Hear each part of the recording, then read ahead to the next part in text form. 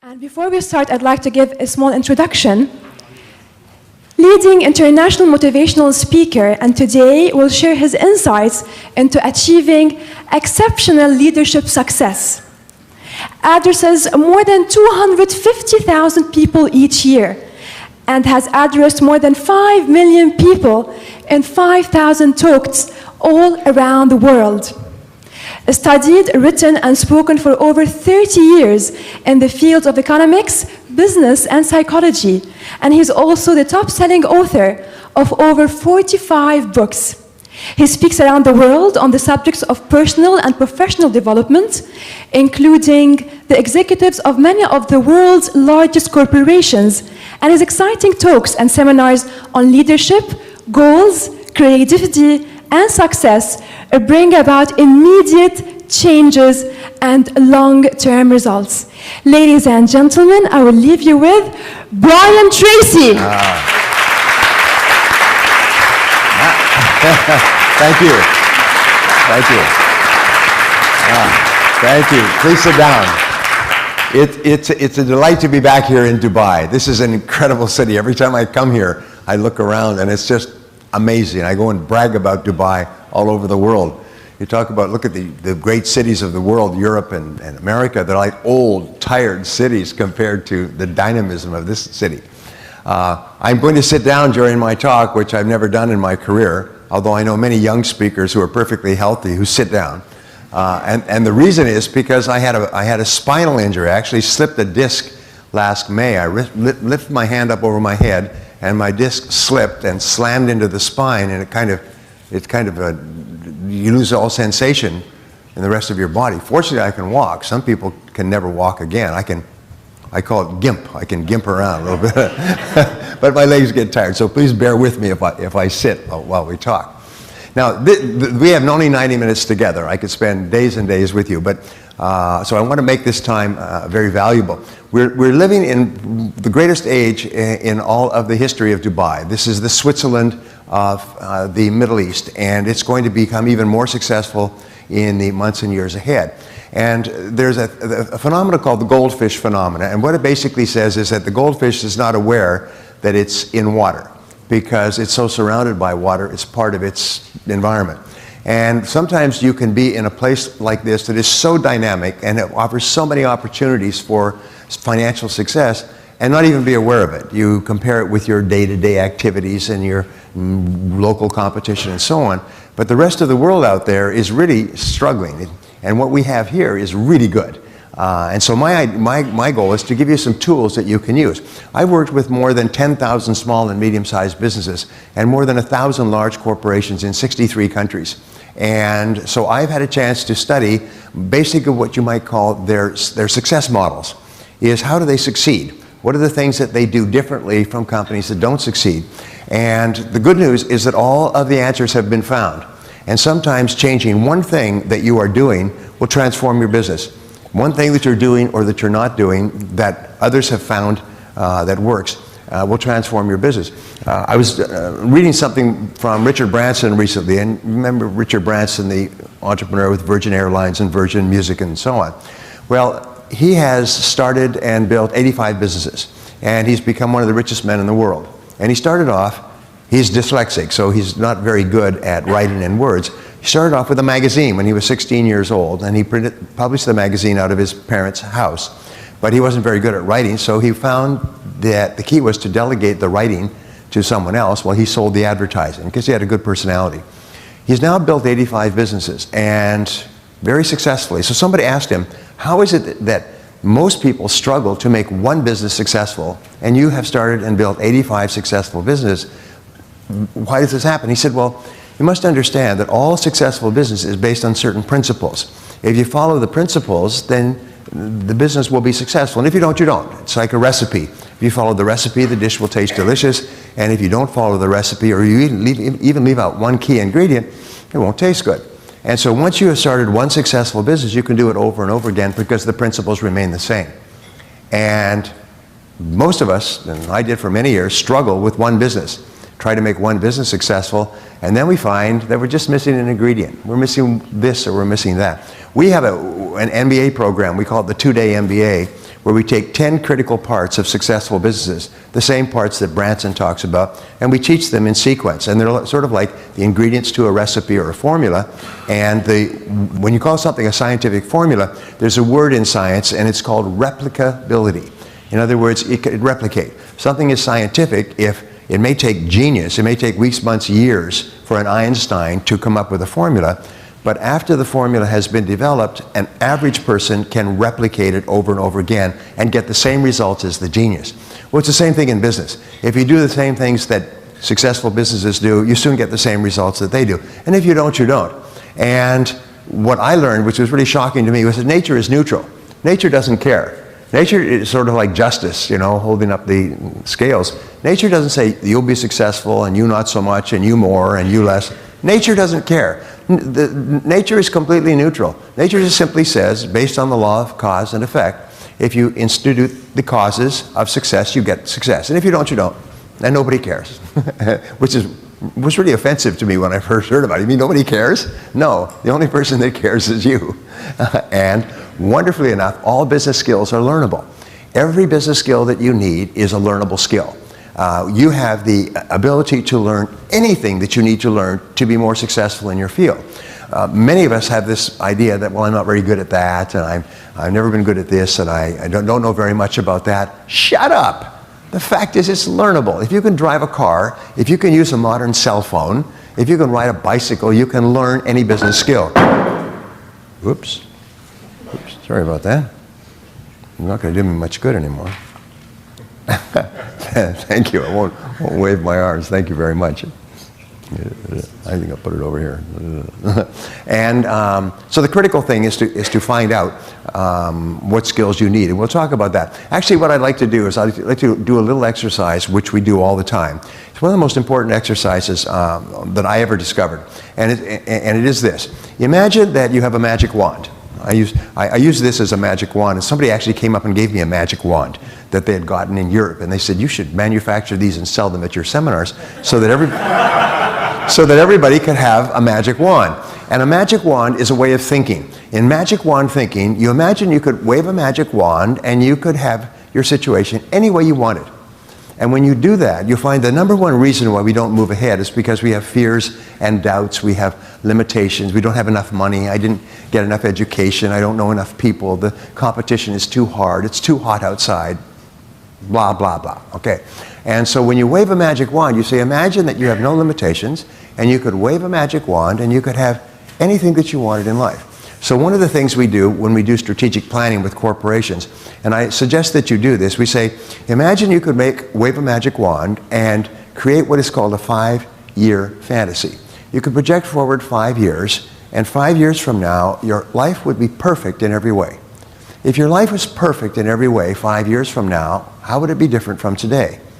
And one of the things that we teach in more extended courses is the 4 areas. First of all, your business, your career, your income. Second of all, your family and relationships. Third of all, your health. And fourth of all, your financial condition overall. How much do you have accumulated? How much do you have coming in monthly from your investments? Those are the 4 critical areas of life. And about 99% of your happiness or unhappiness will be because of success or failure in one of those 4 areas. But let's just talk about business. And what I'll do when I do strategic planning for a corporation, and these are top executives in billion-dollar corporations, I'll say, let's sort of be like children. Let's fantasize and project forward 5 years and create a fantasy. And imagine that the leading business publication in your city was going to do a story on your company in 5 years. And they were going to go out and investigate and research and talk to customers and competitors and clients and people internally, and they're going to find that your company is incredible. And they're going to write a story about your company and talk about all the wonderful things about your company. The question is, what would you like them to say? What would you like them to say in this article?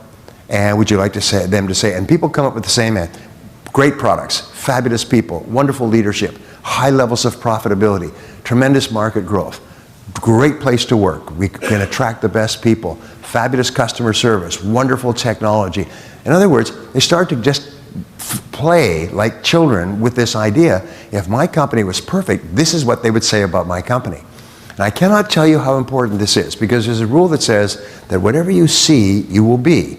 And if you have a clear picture of what you would like your future company to look like, and then you come back to the present and you say, all right, if that's where I want to be in 5 years, what would I have to do starting today to begin to create that perfect company? What would be the first step? And here's the most amazing thing, is you can always see the first step. You'd always know that you should start doing more of this, or start doing less of that, or start doing something new, or stop doing something that you're already doing. But you can always see the first step. And the most wonderful thing is that when you take the first step, is you get 3 benefits. The first benefit is that you get feedback, which enables you to self-correct. And all of life is a process of experimenting and feedback and changing and correcting. That's all of life. Second of all is you get ideas. There's something about acting that actually triggers your creativity. It makes you smarter. It activates more of your brain. Sitting there passively doesn't do anything, but taking action actually sort of lights up your brain like a Christmas tree, or whatever we use. And the third factor is that taking action gives you confidence. Your self-confidence goes up. Is the more actions you take in the direction of your goals, the more confidence you have, the more creative you are, the more energy you have, the happier you are. You feel like you're in control of your life. You feel powerful. And that is why the difference, the 80-20 rule that we've talked about, the top 20% of people in every society and business are proactive. They're constantly taking action. The bottom 80% are passive, is they're waiting for someone else to come and tell them what to do. And so since you are highly proactive, you're obviously in the top, probably the top 10% of your field. And the people in the top 10% are the ones who enjoy all the rewards. They're the ones that make all the money. They're the ones that make all the progress. Maybe not in the short term, but in the long term. You know, we're talking on the radio today is that the average self-made millionaire has been bankrupt, or nearly bankrupt, 2.3 times before they broke through. And they finally hit it. And they made countless mistakes. They failed over and over again. They fell on their face and fell on their face. But because they knew where they were going, when they fell on their face and picked themselves up, they were a little bit closer to their goal. Each time you fall down, you pick yourself up. So be very clear about this fantasy, and then take the first step. And you always know what the first step is. The first step, I was in China last week, believe it or not, and in China they have this saying, a journey of 1,000 leagues begins with a single step. Well, the first step is always the hardest. To do something new, to start something new, to move out of your comfort zone, the first step is always the hardest. But it's very much like skiing. If you know, in here we ski here. Unbelievable what you can do with $1 trillion. But in skiing, you have to work very hard to get yourself up to the top of the slope, and then you push off, and then the natural momentum starts to carry you, and you go faster and faster down the slope. Well, taking the first step is the same as pushing off. Once you take the first step, you kind of break the inertia that's holding you back, and you start to move faster towards your goal. Now, when you take the first step, the most wonderful thing is you can then see the second step, and then you can see the third step, and you can always see one step ahead. And the difference between winners and losers in business and in life is winners take the first step. Everybody wants to be rich and successful and happy and healthy and have a great family relationship and live forever. People say, oh, these are my goals, as if you're unique. Everybody's got the same goals. The only question is some people take the first step, and then they take the second step, and they take the third step, and they keep getting feedback and ideas, and they fail, and they fall down, and they pick themselves up, but they're intensely action-oriented. If there's one thing about top people like yourself, is they're action-oriented. How do I know that you're action-oriented? It's because you're here. You had to go through a lot of time and trouble and inconvenience to be here today, which means that you're action-oriented people. That is the highest praise that you can say to a person. Most people, the bottom 80%, are passive. So the first question we do is wave a magic wand and say, if your business was perfect in 5 years, what would it look like? Now, Peter Drucker, the management guru, had this wonderful observation. I love Drucker. He said, we greatly overestimate what we can do in 1 year, but we greatly underestimate what we can do in 5 years. And so if your job is to create a great company with absolutely excellent products and services, great reputation, good people, high sales, great profitability, wonderful place to work, and so on, it's all achievable. It's just a matter of time. All you have to do is do what other companies have done to achieve the same thing. So this brings us back, and I'm looping back again, to the other fantasy that we do. Again, it's a 5-year fantasy or even shorter, is you ask yourself, if you had a magic wand, and you could wave this magic wand, And overnight, you could become excellent at any one skill in your business. You could become world-class and top maybe 1% of people in your field. If you could develop any skill within 24 hours, or take a magic pill and wake up the next morning and be absolutely excellent at any one skill, what one skill would help you the most to be more successful in your business? Now, this is one of the great questions, and it becomes a guiding question for the rest of your career.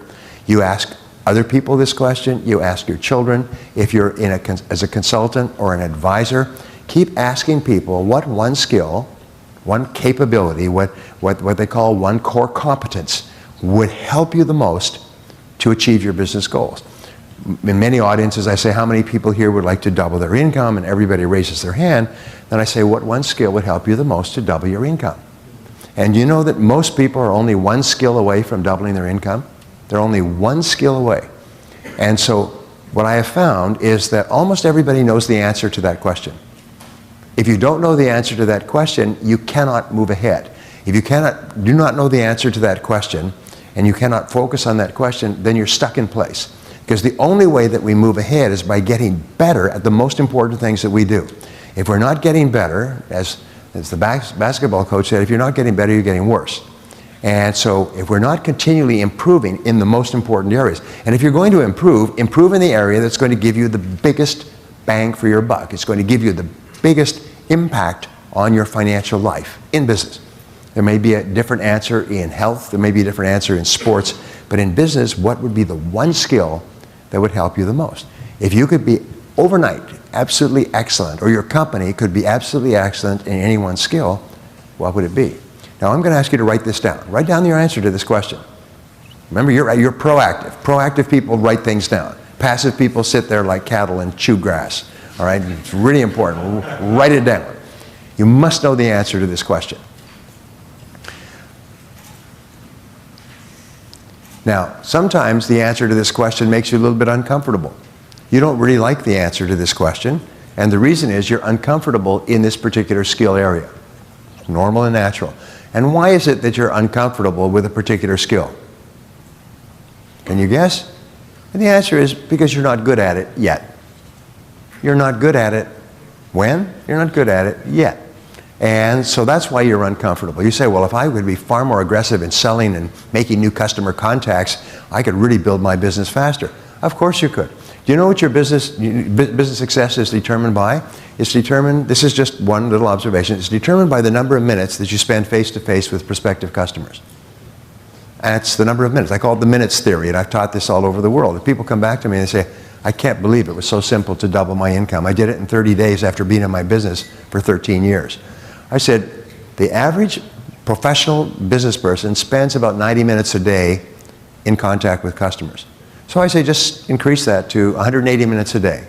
You work 8 hours a day, so spend 3 hours of that in direct contact with customers. If you'll do that, you'll double your income. And people say, it can't be that simple. Yes, it is, and it's based on a law. And the law is called the law of probabilities. The law of probabilities says that the more things you do in a particular area, the greater is the probability that you will do the right things and be successful. And so if you wanted to double your income, just double the amount of time you spend with people who can buy your services or your products. And that's not too complicated. And here's another great strategy, which is so simple, is what do most people do in the morning? And I'm wandering around here, but I'm going to come back. What do most people do in the morning? Most people in the morning, they turn on their computers and they check their email for a few hours. And they turn up their bell, so it goes ding, ding, ding, ding, and they're like, attention, deficit disorder, children, ding, ding, ding, ding, ding, ding, answering their phone, ding, ding, ding. By the end of 2 or 3 hours, their brain is so flooded with dopamine that they're incapable of concentrating on anything. And so distraction, technological distraction today is killing you. It's destroying your hopes for your future, it's keeping you busy, and at the end of the day, you've accomplished nothing and you're exhausted. According to a recent report, every time that you respond to a new impulse and a new distraction, it burns up part of your brain energy. At the end of a day, of a typical day today, the average person's IQ has decreased by 10 points. That means throughout a distracting day, you get stupider all day long. And by the end of the day, you're just plain stupid. You've gone from college level to basically driving a truck in terms of intelligence. And this is really serious. There's some very in-depth scientific articles on this. Some try to say it's a good thing because it stimulates your mind. The others will point out that it stimulates your mind so much that what happens, every stimulus triggers dopamine, and dopamine has the same effect as cocaine on your brain. It's a stimulus, and you get addicted to this dopamine stimulus, and you cannot not surround yourself with stimuli. You cannot not watch your computer. I mean, many people get up in the middle of the night and go and check their computer to see if there's any email, any spam. And then they go back to bed. They can't sleep, and they lay awake at night. Anyway. My point is that if I ask my business clients this. I said, why are you in business? I mean, what's the purpose of your business? Well, it's to make sales and profits. That's why we're in business, is to make sales and profits. I say, well, if that's what your business is, then do you spend all of your time making sales and profits? Well, sort of. Do you know what the average business owner today spends only 11% of their time in marketing and sales? All the rest is distraction. And they don't even realize it until somebody follows them around with a camera and a stopwatch. The average business owner today is so distracted that they're distracted away from what they do. So I'll give you a very simple way to double your income, increase the size of your business, become eventually wealthy, live in a big house, big car, and retire to Switzerland. Here it is. Are you ready? Yes. It's when you start in the morning, leave things off. Don't check your computer or your iPhone or your anything else. There's nothing there that's important. A friend of mine in New York wrote a book 2 years ago called Don't Check Your Email in the Morning. And then she just goes on to explain why checking your email in the morning starts the addictive process. And then you're addicted all day long. You just can't get out of it. It's like an alcoholic or a drug addict that takes a drink. They can't stop drinking. You take a shot, you can't stop. So don't turn it on. Leave it off. And the rule for success today is leave things off. Leave things off.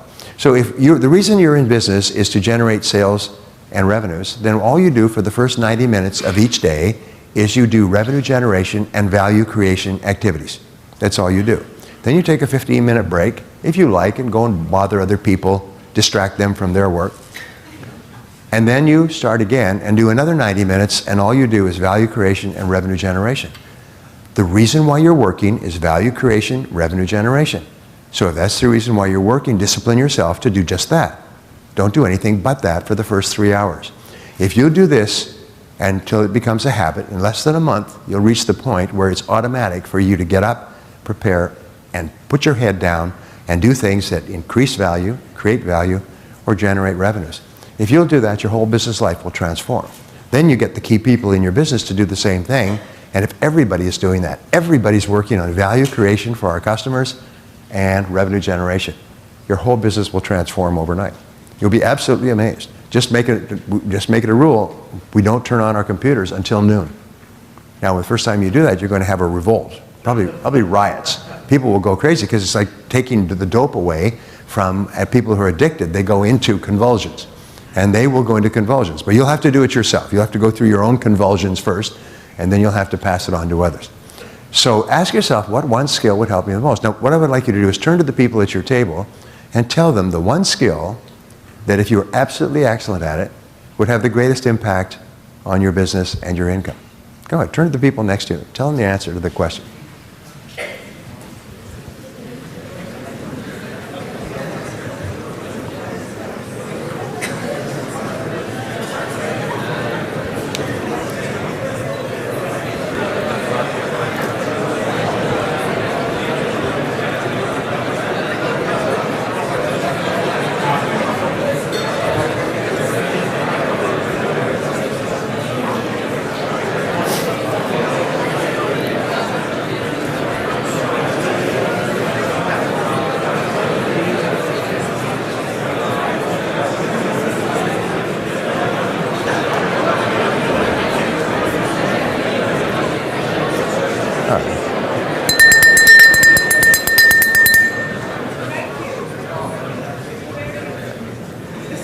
Now, thank you for doing that.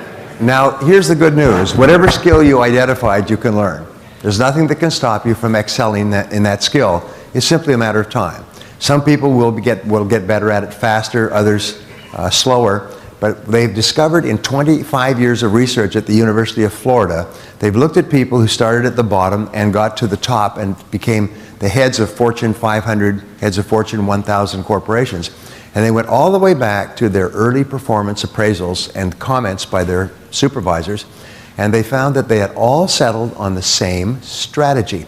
And the same strategy was to identify the one skill that would help them the most at this stage of their career, and then concentrate single-mindedly on learning that skill. And they were serious about this. They didn't just, read a book or an article. They made a plan, like a lesson plan, and they asked, what are the best books to read in this area? What are the best programs, audio programs to listen to? What are the best courses to attend? And they developed a course of study, and they worked for weeks and months and even a year or more to develop that skill. And once they had developed that skill, and people started to tell them, hey, you're pretty good in that area, that was their sign that they had mastered the skill. And then they would ask their boss or ask their coworkers to look at the top people around them or the most successful business people around them, and they would identify the next skill. And what we find is that all of life is like climbing a ladder, and each step on the ladder is mastering a new skill. And what these top people do, and this is one of the greatest breakthroughs in business success I've ever seen in an entire life of studying the subject, is what they do is they get better one skill at a time. They don't try to get better at 10 skills, because that just exhausts you and you see no progress and you soon quit. So what they would do is focus like a laser beam on a single skill until they had mastered it. But here's the most amazing thing. When you are focusing on the development or acquisition of a particular skill, your whole mind is in improvement mode. So what happens is you automatically start to get better at everything else without even thinking about it. You're just more conscious and aware of things that you can do to be better in other areas by focusing on a single skill. They call this, Pears Anderson, who did all this work, calls it deliberate practice. And it is the key to great success, deliberately practicing one skill at a time. Now, once you have learned this skill, which you will, only one person in the world that can stop you from mastering a skill. Who is that? Yourself. It's always yourself. It's a lack of self-discipline, lack of personal management, lack of control, and so on. I don't have enough time, I'm so busy, I'm tired all the time, wah, wah, wah, shut up, shut up. So what it takes, and they found that it takes about 2 hours a day, 5 days a week, of deliberate practice or focus on a new skill to master the skill. Once you have mastered the skill, then what do? Well, it's obvious. You ask the question again. Now, what one skill, if I was absolutely excellent at it, would help me the most to achieve my financial or business goals? What's the one skill? I was at a private meeting with the head of one of the biggest companies in the world, and that's terrible because the name escapes me for a second, but I had read a book that he had written 10 years before, and it was based on over 30 years of experience, and he'd run 2 Fortune 500 companies. He said what they discovered was that your weakest important skill sets the height of your income. Your weakest important skill. In every field, there's 5 to 7 vital skills. Your weakest skill in this little group of skills sets the height of your income and your success. And so often, it's one skill that's holding us back more than anything else. And when I say that, everybody knows what I'm talking about. It's the one skill. Usually in business, it's marketing or sales or a combination thereof. Sometimes it's business development, customer relationships, and so on. But we know what it is. The only question is, are we going to sit there passively, or are we going to say, damn, I'm going to learn that skill. I'm going to become very, very good at that skill, whatever it happens to be. And the wonderful thing is that once you learn a skill, another thing happens, is a nickel drops in your brain, and you realize, I can learn new skills. Damn, I can learn any skill. I could learn languages. I could learn any skill. Wow, and suddenly the dam breaks in your mind, and all the hesitation and lack of confidence and lack of certainty that you had, suddenly you realize, I can learn anything I need to learn. And it gives you a tremendous sense of power. So from then on, your whole life becomes a do-it-to-yourself project. Your whole life becomes a process of learning one skill at a time, climbing the ladder of success. Every rung on the ladder is higher income, greater influence, greater power in your profession. Getting better in your field is one of the most important things you can do. So I have a question for you, moving right along. What is the most important work that you do in your field? What is the most important and highest paid work that you do? Thinking. You've obviously been here before. And the answer is right. The answer is thinking. When I first heard this question, I wasn't clear about what the answer was. But the most important work you do is thinking well about yourself and your work. In fact, every mistake that you've ever made has been a result of poor thinking or not thinking at all. You all know what I'm talking about. Every success you ever had has usually been the result of really good thinking prior to taking action. Now, the reason why thinking is so important is that the quality of your thinking determines the quality of your decisions. And it's an interesting observation is that you are where you are and what you are today as a result of the total of all your choices and decisions up to this moment. In every part of your life, from the time you became an adult or before, you've made choices and decisions. The cumulative result is where you are today. Your income, your health, your happiness, your business, everything else. But my great rule, which is quoted all the time, is that it doesn't matter where you're coming from. All that really matters is where you're going. And where you're going is only limited by your imagination. So what you do is you say, forget the past. In the past, I could have done things differently, but I can't change the past. But I can change the future completely by what I do now. So the quality of your thinking determines the quality of your choices and decisions. The quality of your choices and decisions determines the quality of your actions, and the quality of your actions determines the quality of your results. And in business and life, everything is results. Results are the most important single word. Is what results are expected of you? What results do you need to get in order to achieve the goals that you set for yourself? And the ability to be absolutely crystal clear about the results that are necessary is the mark of the leader. Peter Drucker said that the first question of the leader is always, what results are expected of me? What results are expected of me to fulfill my responsibilities, to fulfill my commitments? And it's absolutely amazing. If you ask this question, you'll find that 80% of your time at work is spent on doing things that have nothing to do with results. They are just busy things. They're conversations and reading the paper and making phone calls and going for lunch and so on. And if you're really strict with yourself, you'll find that much of what we do contributes nothing to the results that are most important to our success. And successful people are those who are very disciplined. Is this the very best use of my time? Now, the reason that thinking is so important, aside from the results, is because of the word consequences. I began studying time management and designing programs and books, and I'm now one of probably the top time management author in the world in books in 42 languages. And what I found when I was studying time management is this concept of consequences, which was one of those life-changing concepts. What it said was that something is important to the degree to which it has big potential consequences. Something is unimportant to the degree to which it has low or no consequences. And what is the difference between top people and average people? Top people do more and more things that have big potential consequences. Not guaranteed consequences, but potential consequences. Average people spend most of their time doing things that have low or no consequences at all. In other words, if they did them all day long, it wouldn't make any difference. But top people realize there's 2 or 3 things they can do: learning a critical skill, making a critical decision, taking an important action. There's certain things they can do that have enormous potential consequences. I have had experiences where meeting one person at the right time in my career has led to millions of dollars of revenue. And the consequences, I look back and I say, if I had not taken those steps and been assertive and aggressive and traveled and done all those things to establish that relationship, the difference would have been phenomenal. So it's a great question for you to ask. What are the consequences of what you're doing? And of all things, thinking has the greatest consequences. The quality of your thinking has the greatest consequences of all. Now, there's a good deal of work on thinking. We could spend all day on it. But basically, there's 2 dimensions of thinking. One is a Nobel Prize-winning research on the difference between fast thinking and slow thinking. Daniel Kahneman has written a book on this subject. It's called Thinking Fast and Slow. And it's a real slap in the face. I mean, whack! You really open your eyes.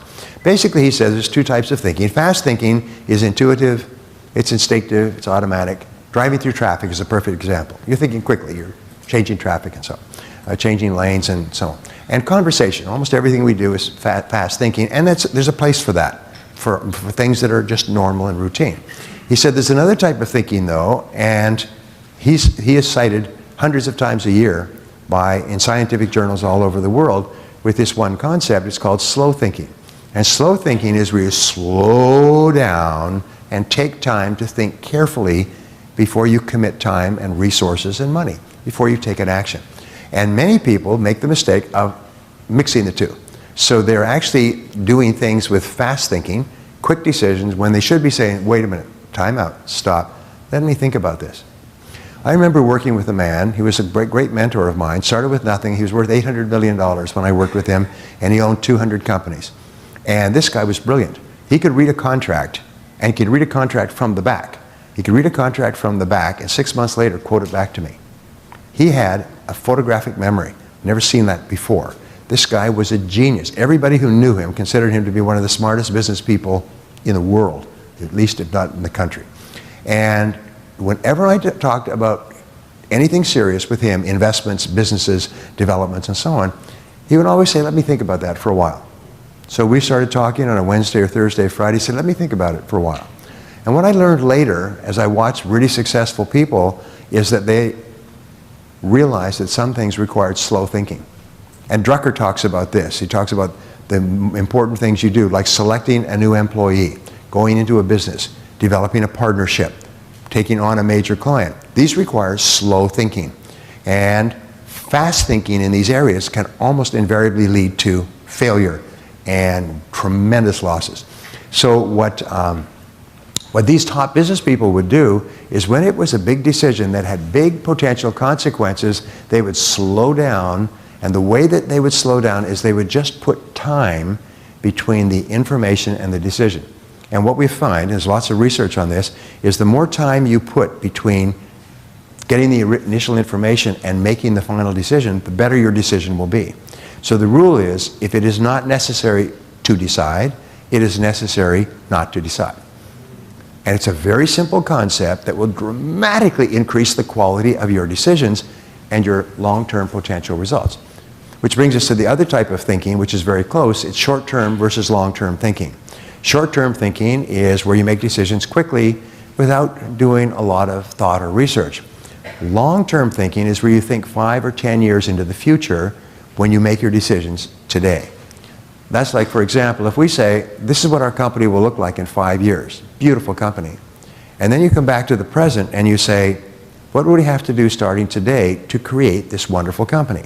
And then every single thing that you do, you say, is this consistent with the company we want to build?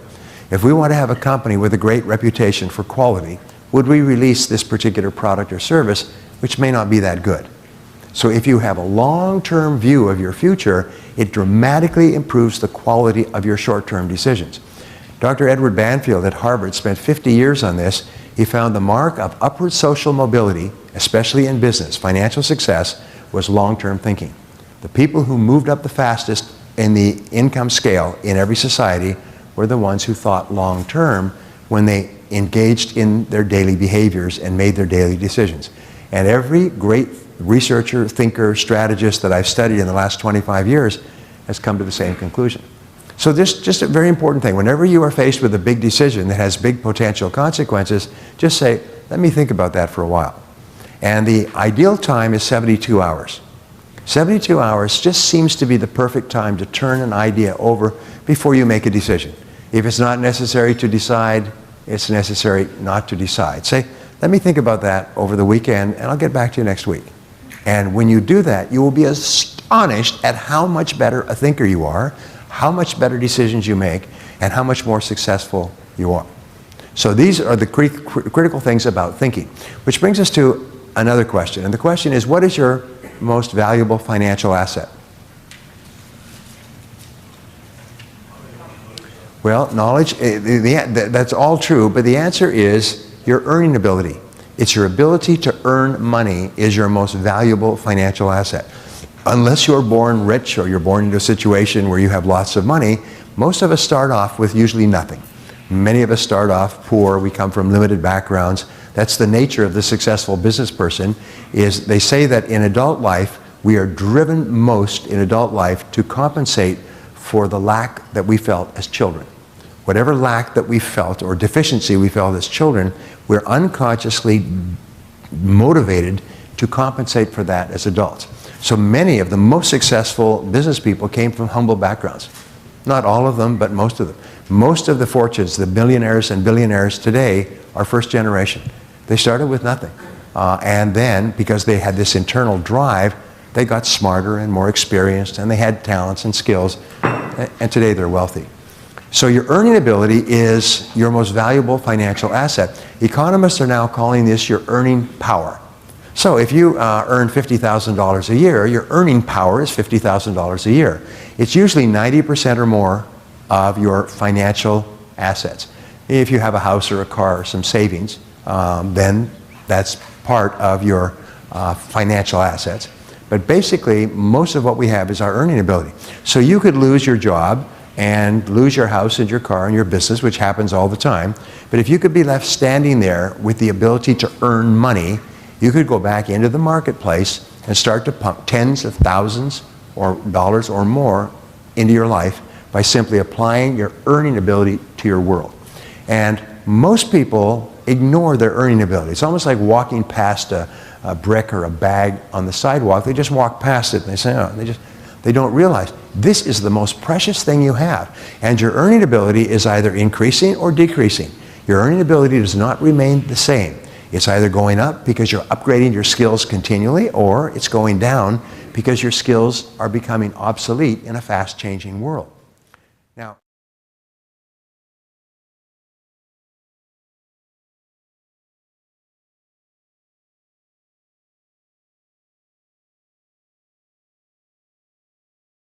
Now, if we look at public companies, how is a public company evaluated? Well, one of the evaluations is called the price-earnings ratio. Isn't that right? So you say a company is worth this much per share because of its earnings per share.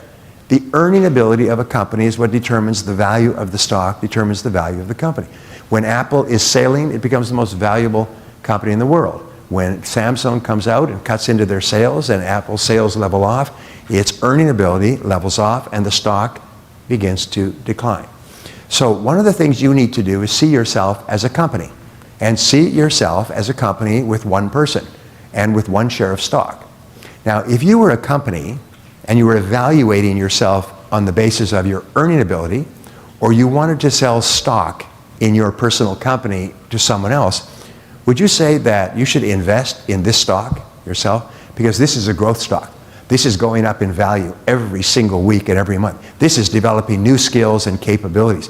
If it's earning this much, if my company, me, is earning this much this year, next year it will be earning 50% more. Because the critical factor that determines the growth of stock prices is anticipated increases in earning ability. Isn't that right? So see yourself as a company and ask yourself, am I a growth stock? Would I sell myself to old people and children? Would I sell myself to a pension fund as being a really safe, solid investment that's going up in value all the time? Now, you don't go up in value accidentally. You go up in value deliberately in a competitive market. So how is it that companies increase their value? Well, mostly they increase it two things. One is R&D, research and development. They're constantly developing new products and services that compete well in our marketplace so they can sell more of them.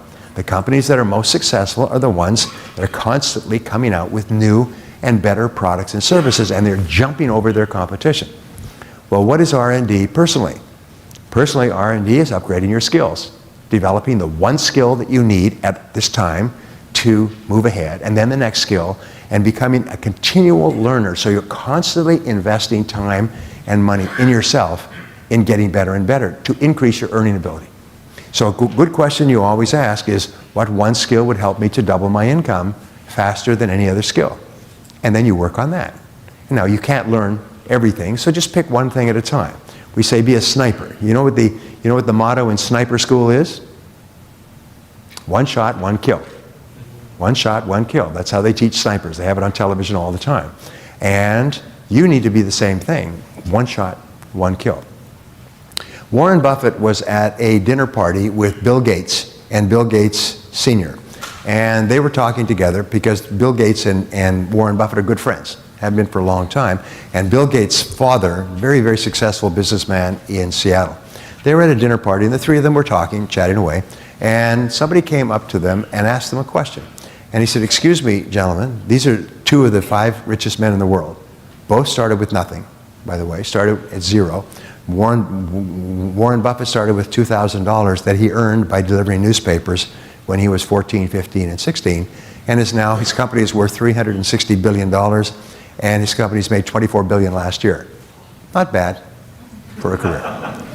So, anyway, so they came up to him and they said, "Gentlemen, excuse me for interrupting you, but we've just been noticing you talking, and we had a question for you. What would you say is the most important skill for success?" And they all three turned to him and said the same word simultaneously: focus. Focus is the most important requirement for success. With focus you can do anything, and without focus you can do nothing. Focus is the key to success. But all three said it simultaneously without asking each other. Focus. And it's really interesting because I began teaching this concept back in the year 2000. I began a coaching and mentoring program that I called Focal Point coaching. You know, the focal point is where if you hold a magnifying glass in a certain way, it'll have a focal point that burns, and you can burn through things. Well, so I called it Focal Point. And I taught thousands of business owners, and have still all over the world in multiple languages, how they can look at each part of their business and focus on the one thing in each area that they can do right now that will have the greatest positive impact. Everything else they do has a lesser impact or no impact. And your ability to select the one thing that can have the greatest impact on your life at any time, and focus is the key to your success. That's why I'm so concerned about I call it the attraction of distraction. It is so disturbing because it guarantees failure in life. You actually become addicted to distraction and you can't stop it. You're just like a dope addict. You've got to have your distraction. And if you are addicted to distraction, you can't focus. And if you can't focus, you haven't got a chance against someone who can. And so therefore, I'm hitting this a little bit hard, but I want you to think about it because most people slip into this attraction of distraction and we're not even aware of it. Many of you are a little bit surprised when I talk about it because you hadn't even really thought about it. You haven't even really thought about how much time you spend during the day distracted. And the answer is about 80%. And the rest of the time, by the end of the day, you're too tired to do anything worthwhile, to do the really important things that have big potential consequences. So your earning ability is your most important quality. And your earning ability means developing one skill at a time that can help you the most to get the most important results that determine your success and your happiness.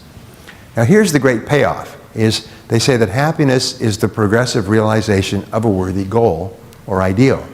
When you actually feel yourself moving progressively toward achieving something that's important to you, you feel happy. And your brain releases endorphins. Now endorphins are different from dopamines, but endorphins are nature's happy drug. They make you happy. Endorphins make you more creative. They make you calmer. They make you more personable. They make you more focused. And they give you more energy. So people who have high levels of endorphins are very healthy. They sleep well, they're very personable, they're creative all the time, and you can actually develop a positive addiction to endorphins. And the way you do that is you work on things that are moving you toward your goals on a regular basis. And so every day you feel this forward progress, this forward momentum. Human beings are designed so that we're only happy when we feel effective, when we feel that we are accomplishing something, when we feel productive, when we feel valuable. There's one of the challenges we have with welfare in any country that has it, but especially in the US, is people can very quickly get addicted to welfare, but by becoming addicted to welfare and free money, they become angry, they develop feelings of inferiority, they become alcoholic, all the joy in life is gone when they're not doing something productive, when they're not contributing. The rule is that your self-esteem and self-confidence are largely determined by the degree to which you feel you are putting more in than you're getting back out. And it's a very simple concept, is you feel that you're actually contributing more than you're getting. If you're at a job and you feel that you're not contributing as much as they're paying you, you feel really angry. It seems to have a deep negative effect on your personality. But when you feel that you're doing a great job, that you're really making a difference or a contribution, you feel wonderful about yourself. And the only way that you can achieve that is by having clear goals and then focus. Well, oh, wow. So I began to study management when I got into business many years ago, and I've read 6,000 books. I've studied an average of 3 hours a day for 50 years. I hate to say it, 50 years, but about 150,000 hours. I've read every conceivable book I possibly could and articles, and I'm still reading and learning great stuff. Some of the best thinkers in the world are writing today in books and articles and talking about breakthroughs, some of the things we just talked about now. Thinking skills, thinking fast and slow, short and long-term thinking, and so on. Well, over the years, I've accumulated what I call the Big Seven, and these are the 7 roles and goals or most important responsibilities of leaders. And they're the most important things in business. And so I want to just share the 7 with you. And I was asked to give you a 1,000% formula, how to increase your income by 10 times. And I'll give you that as well. Plus, finally, the one quality that is most important for success, which was just repeated in a study of 500 of the fastest growing companies in the world, and they analyzed the personality profiles of the heads of these companies. One of the companies grew 42,000% in the last 3 years. And it's a company that produces tablets for children to help them keep on track with their homework. And parents are buying them with both hands. And they grew 42,000% in 3 years. Is that a good growth rate? Average company grew 5, 6, 7, 800% in 3 years. So the ones down in the lower levels of this survey. But the top companies were growing thousands and 10,000 and 20,000% in a 3-year period. Unbelievable. Anyway, what they found the quality that was most responsible for the success of the CEOs and top people in each of these businesses, and I'll give it to you in a second. Don't let me forget. That'll keep you in your seats. So what I found was that there were 7 critical responsibilities of leaders in businesses of any size. And these are like ingredients in a recipe for a fine dish. If you're missing any one of the ingredients, the dish can fail. As a matter of fact, if you miss any one of the ingredients, the business can fail, or at least can achieve at a far lower level than it's truly capable of. So let's begin. Number 1 is to set and achieve business goals. This is the most important thing that you do as a leader in your business and in your life, is to set and achieve business goals. Everything is your ability to achieve goals. And so we have to start off with my favorite word is clarity. What exactly are the business goals that you want to achieve, and how do you measure them, and what is your deadline for achieving them? And it is amazing how many business people and entrepreneurs avoid this question because they're afraid that they may not achieve the goal to the degree to which they can measure it and on that deadline, so they don't even want to set the goal at all. The major reason I found when I began studying human success 35 years ago, the major reason people don't set goals is that they're afraid they may fail. And they don't like the feeling of failure, so they don't set them at all. And so instead of setting very clear goals and making plans to achieve them, they just work every day. And they sort of hope that everything will be fine. They just hope it'll be fine. But successful people set and achieve goals, and they know what their goals are, and every person in the business knows what their specific goals are, which contribute to achieving the goals of the company. And the number 1 word is clarity. Be absolutely clear about your goals, your sales goals, your income goals, your profitability goals, your profit margin goals, your growth goals, your customer acquisition goals. Is be very clear about your goals, and then make plans to achieve them, and a plan is merely a list of activities organized by sequence. What do you do first? What do you do second? What do you do third? And then set deadlines. When am I going to achieve this goal? Now, don't worry about missing the deadline or failing at achieving the goal. Failure is far more common in business than success. But every single time you set a goal and a schedule and a plan, and you fail at it, you learn something valuable that helps you to be more successful next time. In my earlier years, I had some military experience. Just leave it at that. And one of the things I learned was how to shoot a mortar. And I've always used this as an analogy. And we learned about mortars, both how to shoot them and what to do if somebody was shooting mortars at you. And here's what we found, is that a mortar man, a really good mortar man, is almost like a sniper. They're very, very accurate. What they would do is they would see a cluster of enemy troops or a target, and it would be, let's say, 1,000 yards away. And a mortar tube, as you know, is at an angle. And you drop the mortar shell down, and as it hits the bottom, it's shot off.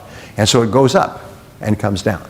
And the angle of the tube determines where the mortar shell goes up or down, the distance it flies, and so on. So anyway, so what they would do is they would estimate that the target is about 1,000 yards away, or say 1,000 meters. And so they would adjust the gauge, there's a gauge on the side, to 1,200 meters. And then they would shoot, boom. And they watch to see where the shell came down. And then they would adjust the mortar shell back to 900 meters. And they'd fire again, boom. And adjust to see to where it came down. And then they would use those 2 points and adjust the mortar and fire again. And they could drop a mortar down a chimney of a house. They could drop a mortar on a foxhole. The third shot, the third mortar, would be as accurate, on pinpoint accuracy, like a sniper. So what we were taught is that if somebody shoots at you with a mortar and it goes over your head, you think, boy, that guy's a real dummy. No, start moving. Start moving. Because the second one's going to come in front of you, and the third one will be on your head. So you would literally, when the first one came in, which was off target, you would start moving and move fast, because they could go boom, boom, boom, and within like 18 to 20 seconds, they could pinpoint you and drop the mortar on your head. Well, what does this mean in business? In business, it means what we do is we set a clear target, and we set a goal and a schedule, and then we shoot. And what happens is we overshoot, undershoot, we make mistakes. And then what do? You adjust. That's all, you just adjust. And you keep adjusting until finally you get to the point where it works. And so don't worry about making mistakes. There's nothing wrong with it, because everybody does it. The main thing is to learn from the mistake and adjust. Take in information and adjust until you're much more accurate. Big companies have used measures, and very, very tight measures, and they measure everything and constantly adjust the measures until they are producing products of superb quality 100% of the time, and they're selling millions of their product. When the iPhone came out, it was dismissed by companies like BlackBerry and Nokia as a toy.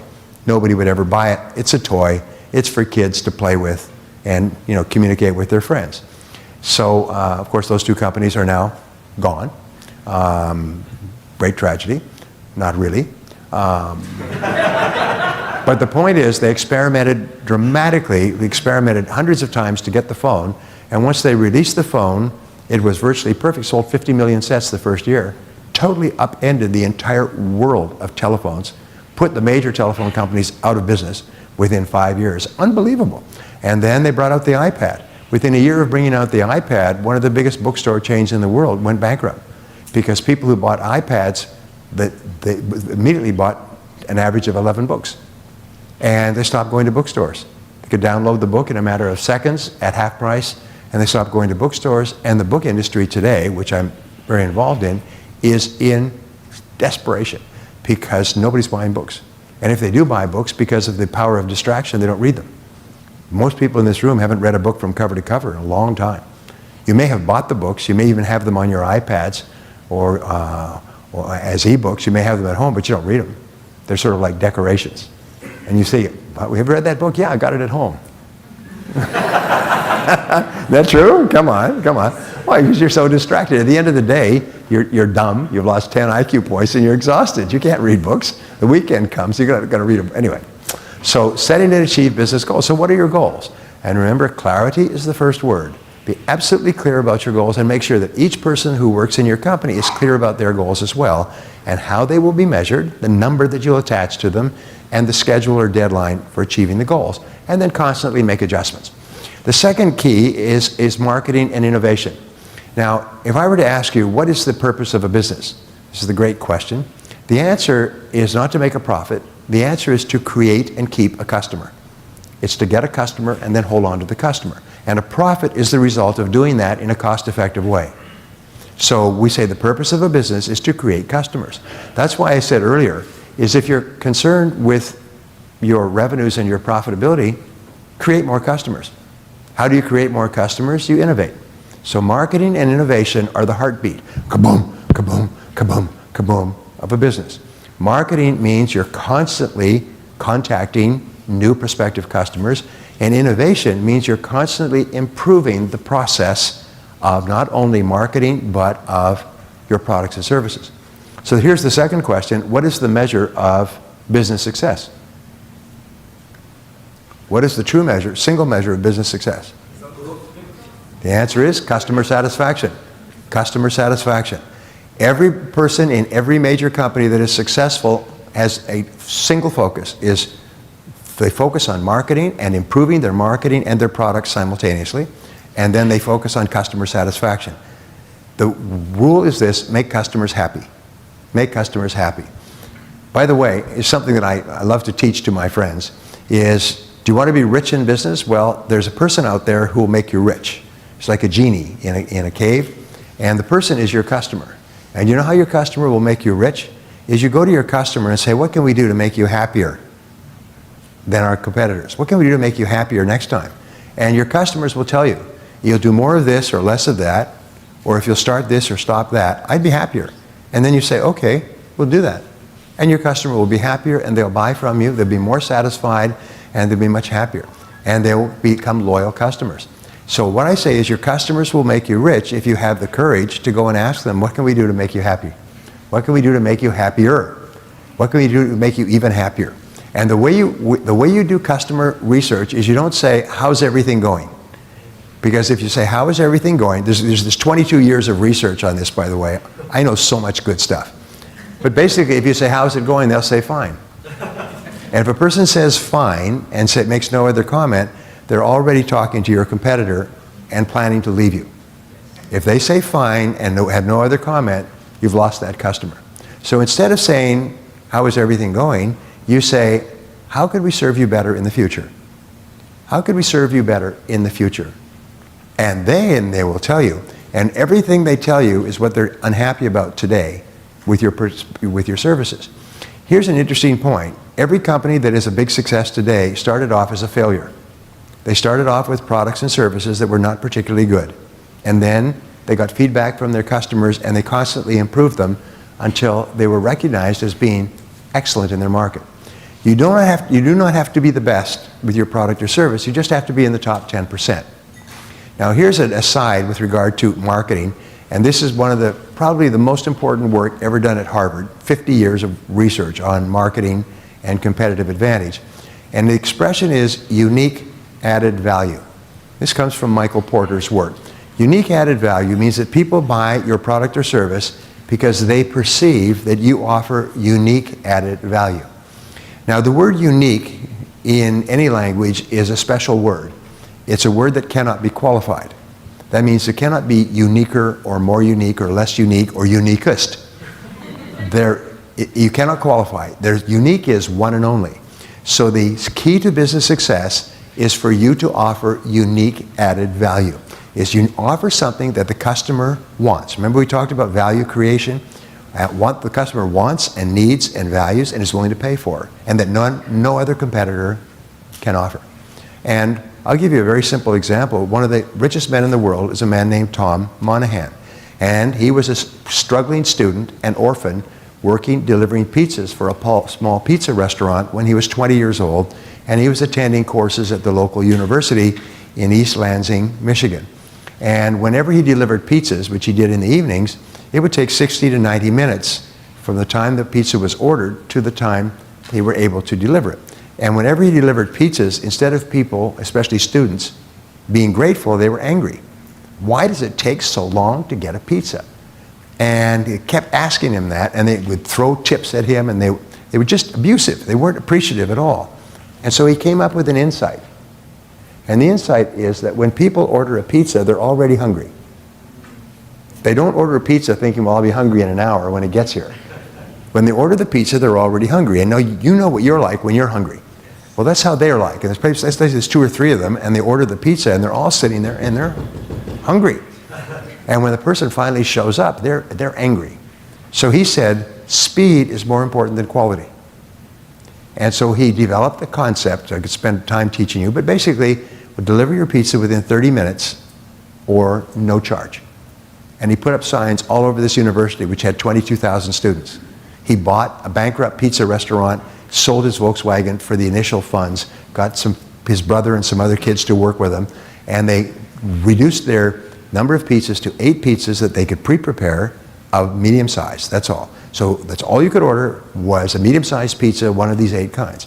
And they pre-prepared the pizzas, so when the order came in, they put it in the oven, 12 minutes, cut it up.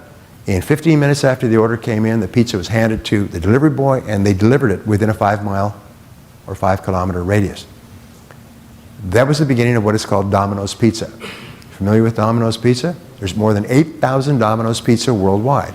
Tom Monahan, a long time ago, sold his interest in Domino's for $1.8 billion. He's one of the richest men in the world because he came up with one simple, unique added value. The pizza may not be great pizza. It's pre-prepared, sometimes pre-frozen, but it's fast. And no other pizza company from that day to this in the world has ever tried to offer pizza delivery in 30 minutes.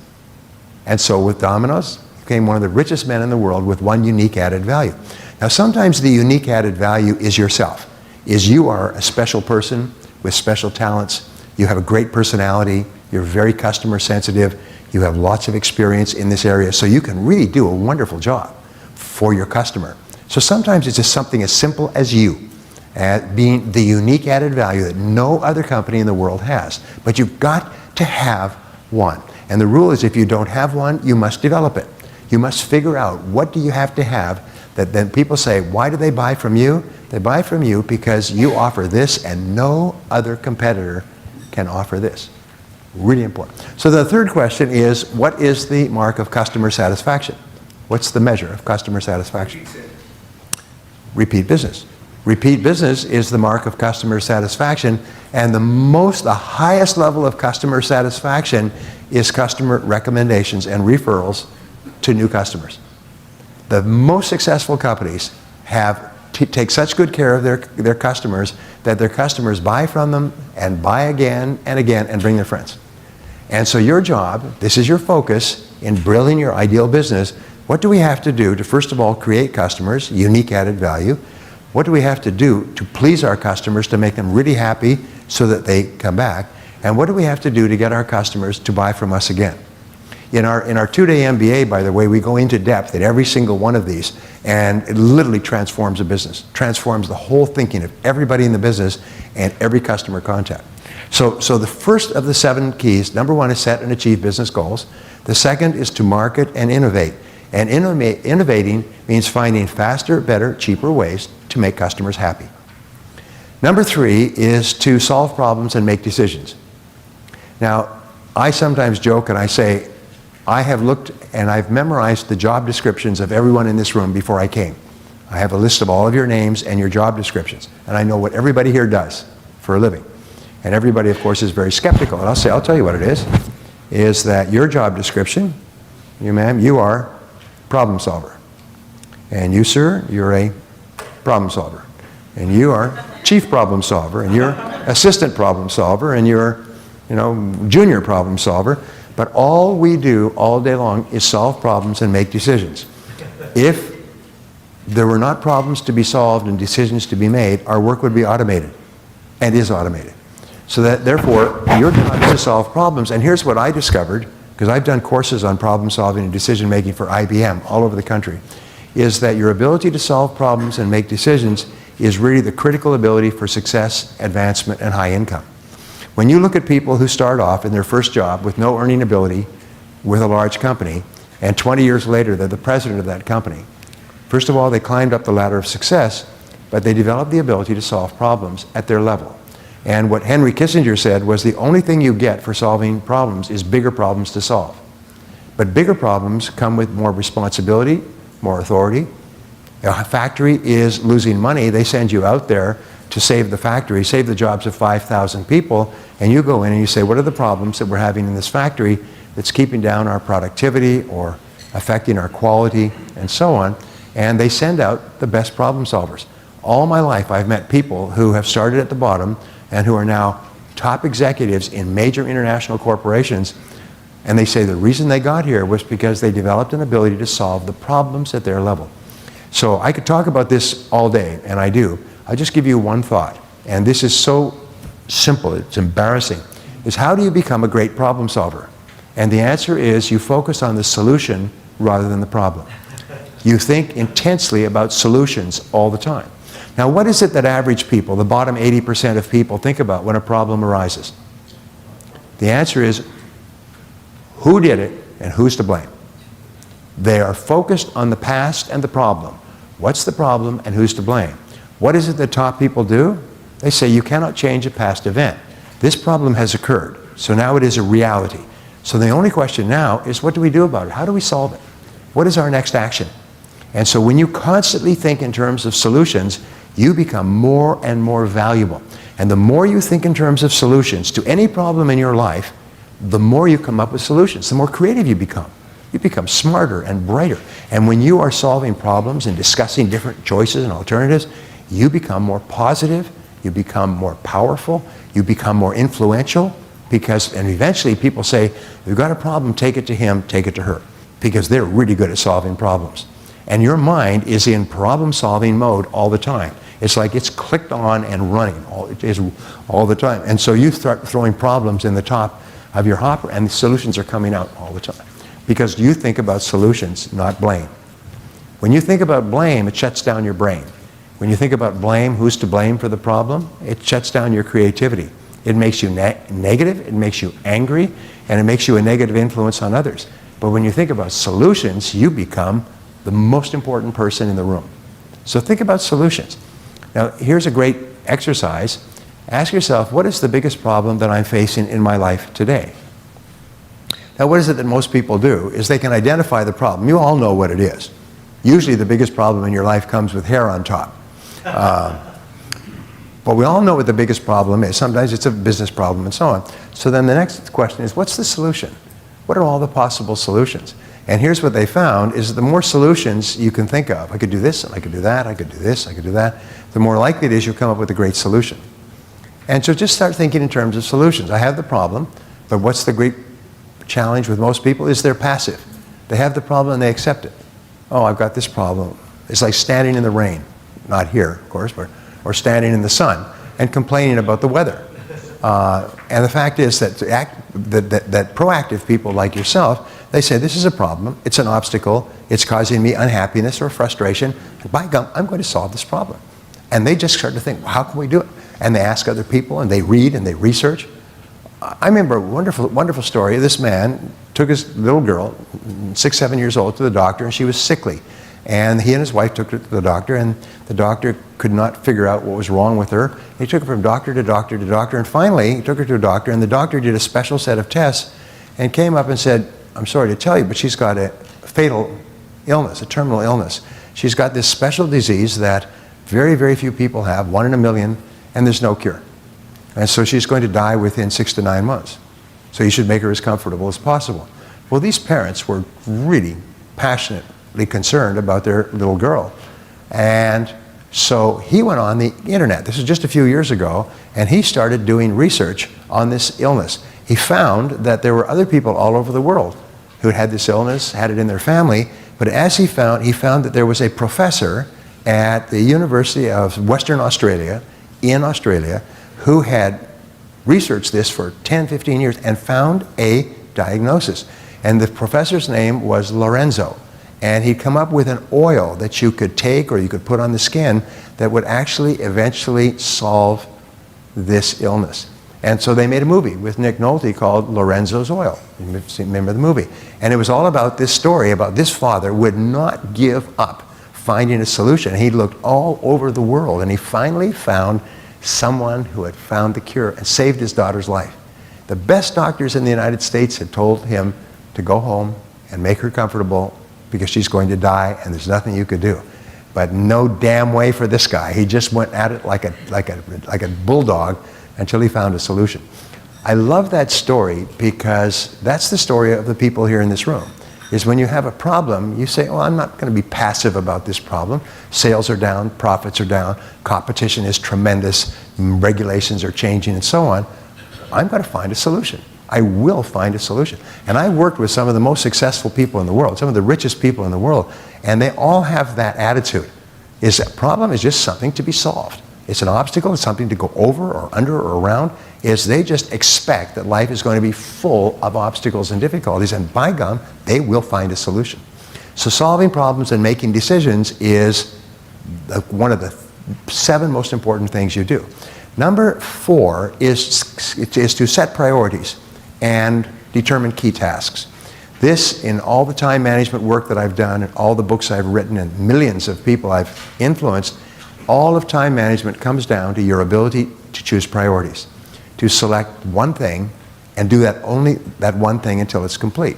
And so setting priorities, and there's a whole series of techniques that you can do, but my favorite question of all in time management is to ask every minute of every hour, what is the most valuable use of my time right now? What is the most valuable use of my time right now? When you start work in the morning, if your entire income and all your hopes and dreams for yourself and your family and your future are determined by the revenues that you generate, by your income, then the most valuable use of your time is to create value and generate revenues. And don't do anything but that. Don't do anything that is a secondary use of your time, because whatever you do repeatedly over and over again becomes a habit. And pretty soon you develop the habit of doing small, unimportant things. And then you can't break the habit. It traps you.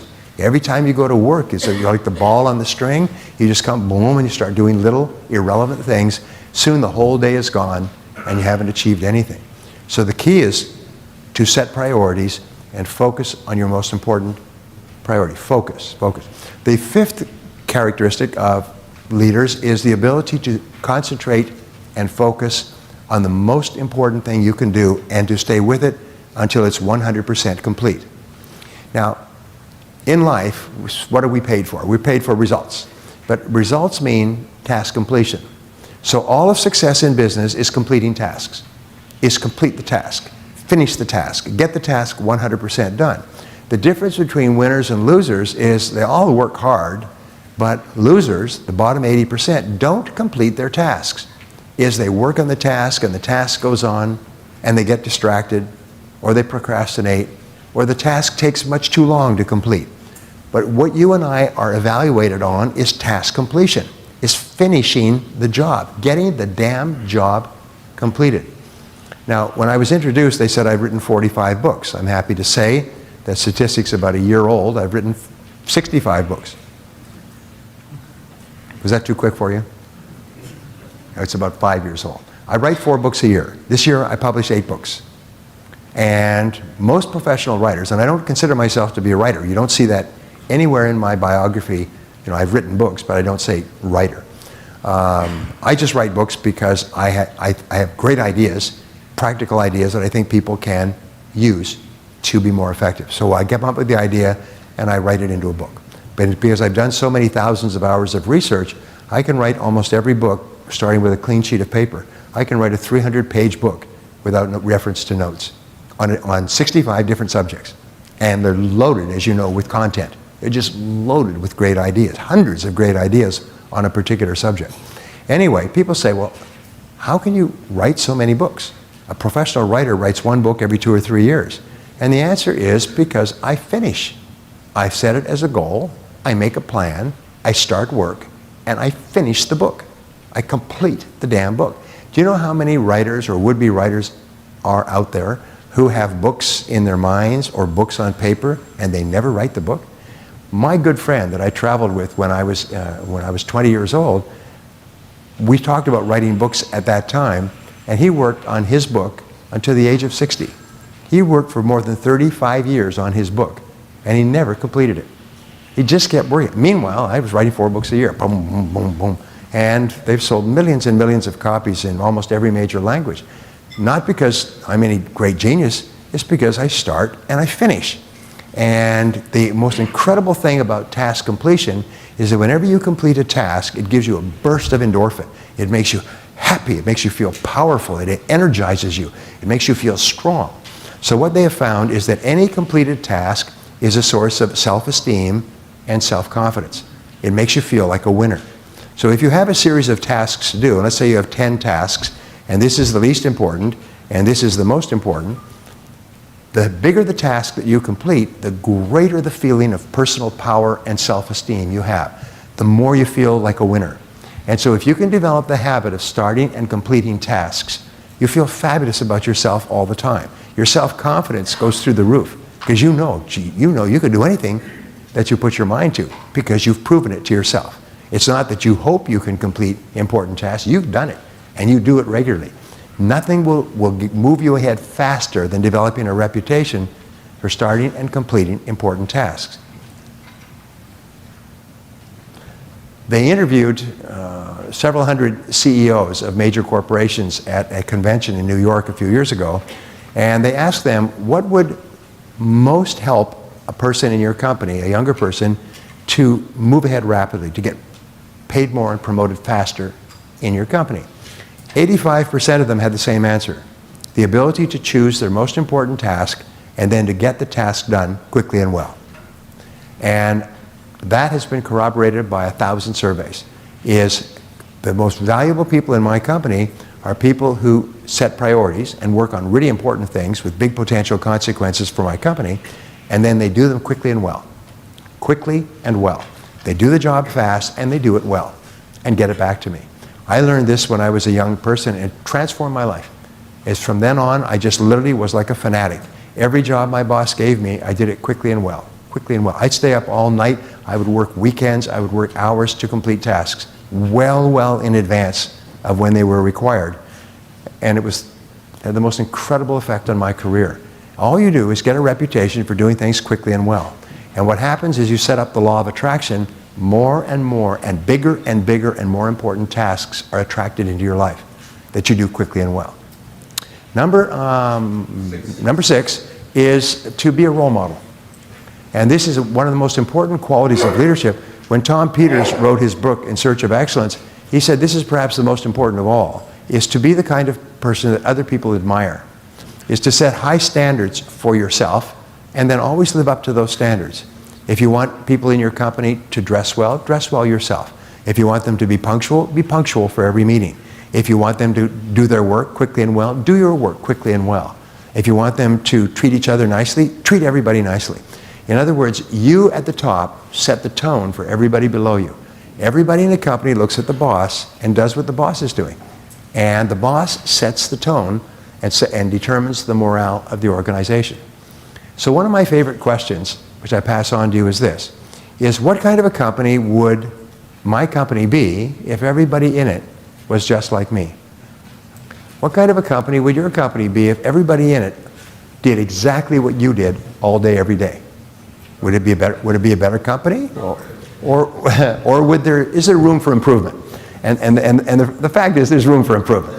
And if you're honest with yourself, you say, well, I could be a bit more punctual or a bit better prepared for meetings, or I could focus on revenue generation tasks, or I could be nicer to people or listen. I mean, once you ask this question, you set really high standards for yourself, and you always look for ways to be a better boss. And you'll find the very best companies have the best bosses, the best leaders. And they're the leaders that everybody admires and looks up to and respects because of the way they work and the way they treat other people. So keep setting high standards for yourself. And they say the average person compares themselves with others, and the superior person compares themselves with what they are capable of being, with their true potential. Number 7 key is to perform and get results. Coming back to our old friend, results. In the final analysis, all your hopes and dreams and all your income and all your future and the size of the house you live in and the car you drive and the vacations you take will be determined by the results that you get. And your job is to dedicate your working life to getting more and better results. And so perform and get results. And as I reverse, going right back to what Drucker said, the leader asks, what results are expected of me? And of all those results, what are the most important results? And then what you do is you pick the most important result of all, and then you focus and concentrate on that one result. And you work day and night, and you work with total dedication to accomplish that one result, until you make a habit of starting and completing and achieving your most important results. And that will do more to help you in your business in terms of financial and personal results than anything else you can do. But it will also do more to affect you psychologically and emotionally. It will raise your self-esteem and self-confidence. They say confidence comes from accomplishing. Confidence doesn't come from attending motivational seminars. Confidence comes from actually doing good work and seeing that you've done good work and having people say, that's good work. Wow, do you feel good about that? And you're internally motivated and driven to do it again and to repeat the process because you're getting positive responses whenever you do good work and whenever you complete your task. Now, 2 more things I have to finish with you. Those are the 7. The number 1 quality for success in business, according to the study of the presidents of the Fortune 500, of the Inc. 500 fastest growing companies in America, is unbridled optimism. These people are so positive they should be arrested and held in padded cells. They are so positive about the future of their business that no matter what happens, they just overwhelm every difficulty. It never occurs to them that they will not be successful. They will just be successful in a different way. Now, how do you become an optimist? Well, optimism is like mental fitness. Just like if you want to be physically fit, you work out physically with your body. If you want to be mentally fit, you exercise your mind. So there's 4 things that you can do for the rest of your life to be a really positive person.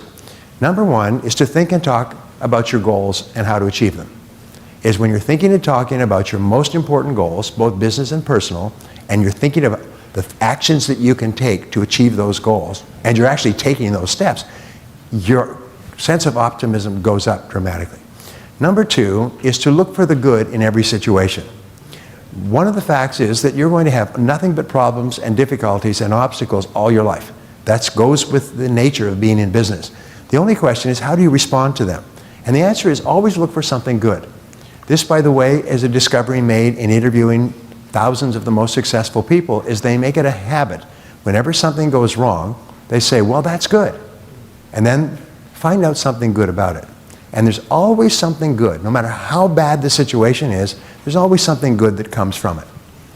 The third way to become an optimist is to seek the valuable lesson in every setback or difficulty.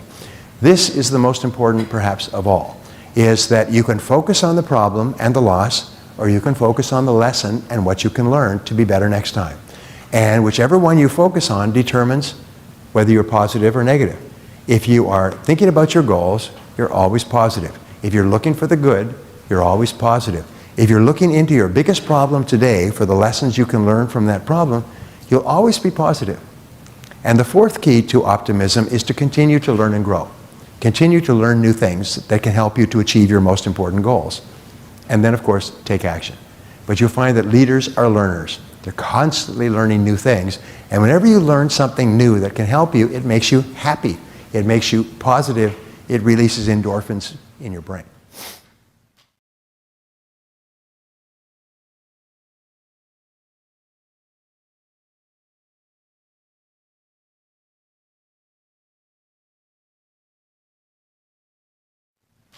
The last thing I said I would teach you is a way to increase your income by 10 times.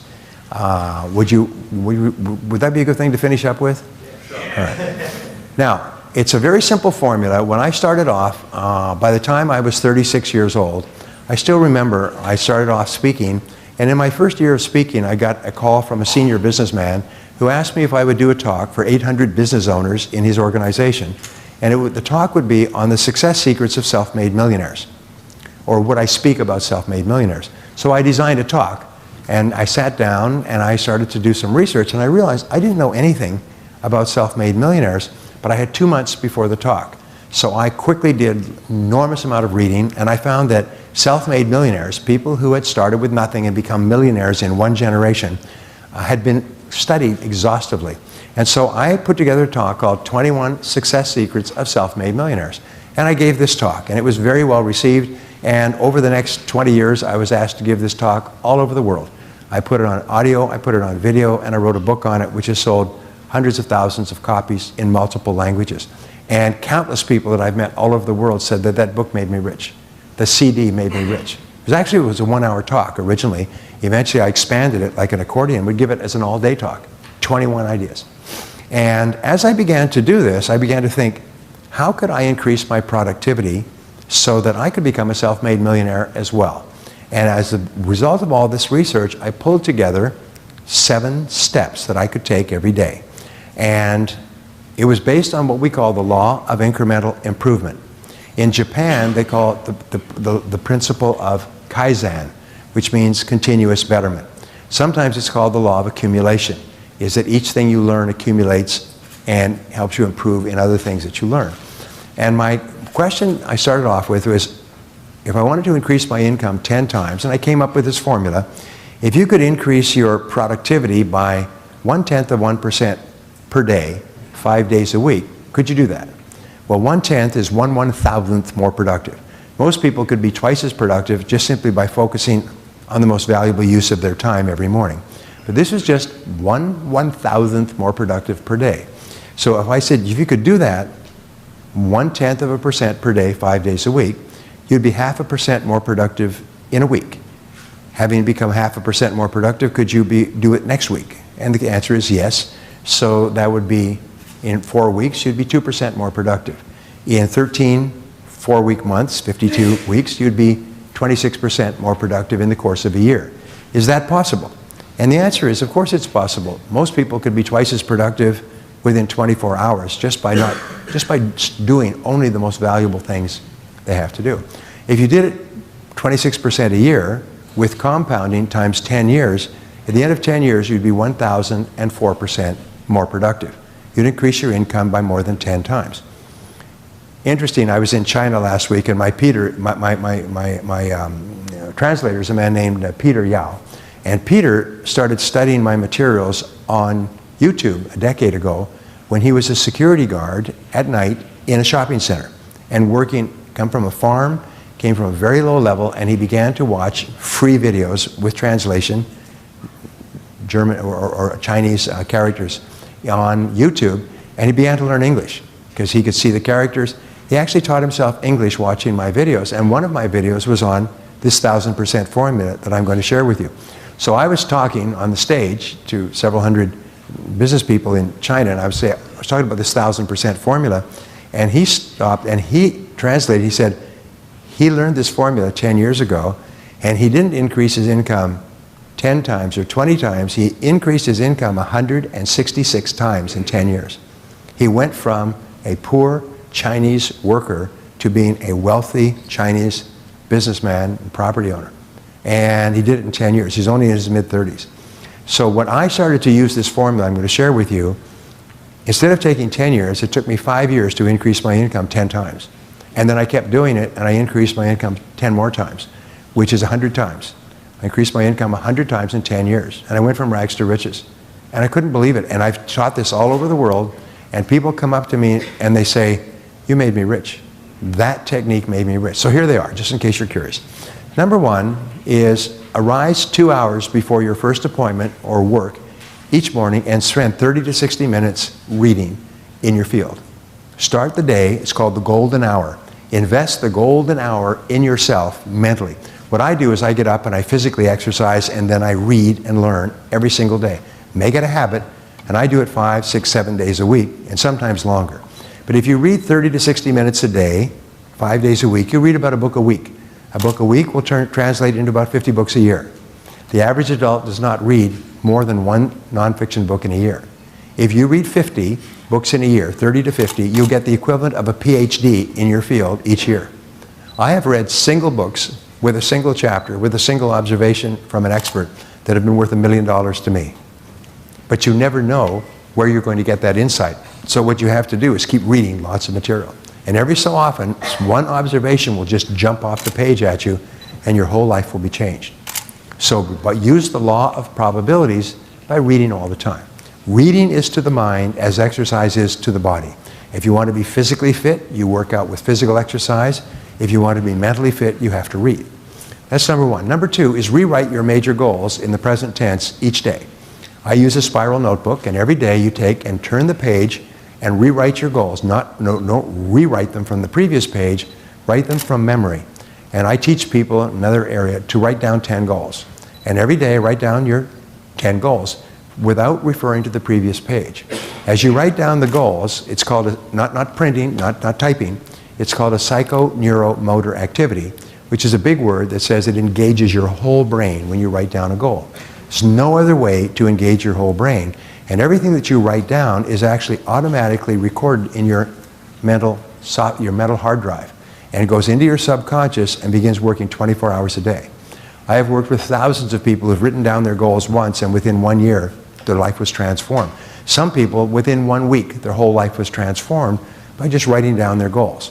Whenever I do my coaching programs with business owners, I'll start off and I'll say, I'll take a spiral notebook, like a school notebook.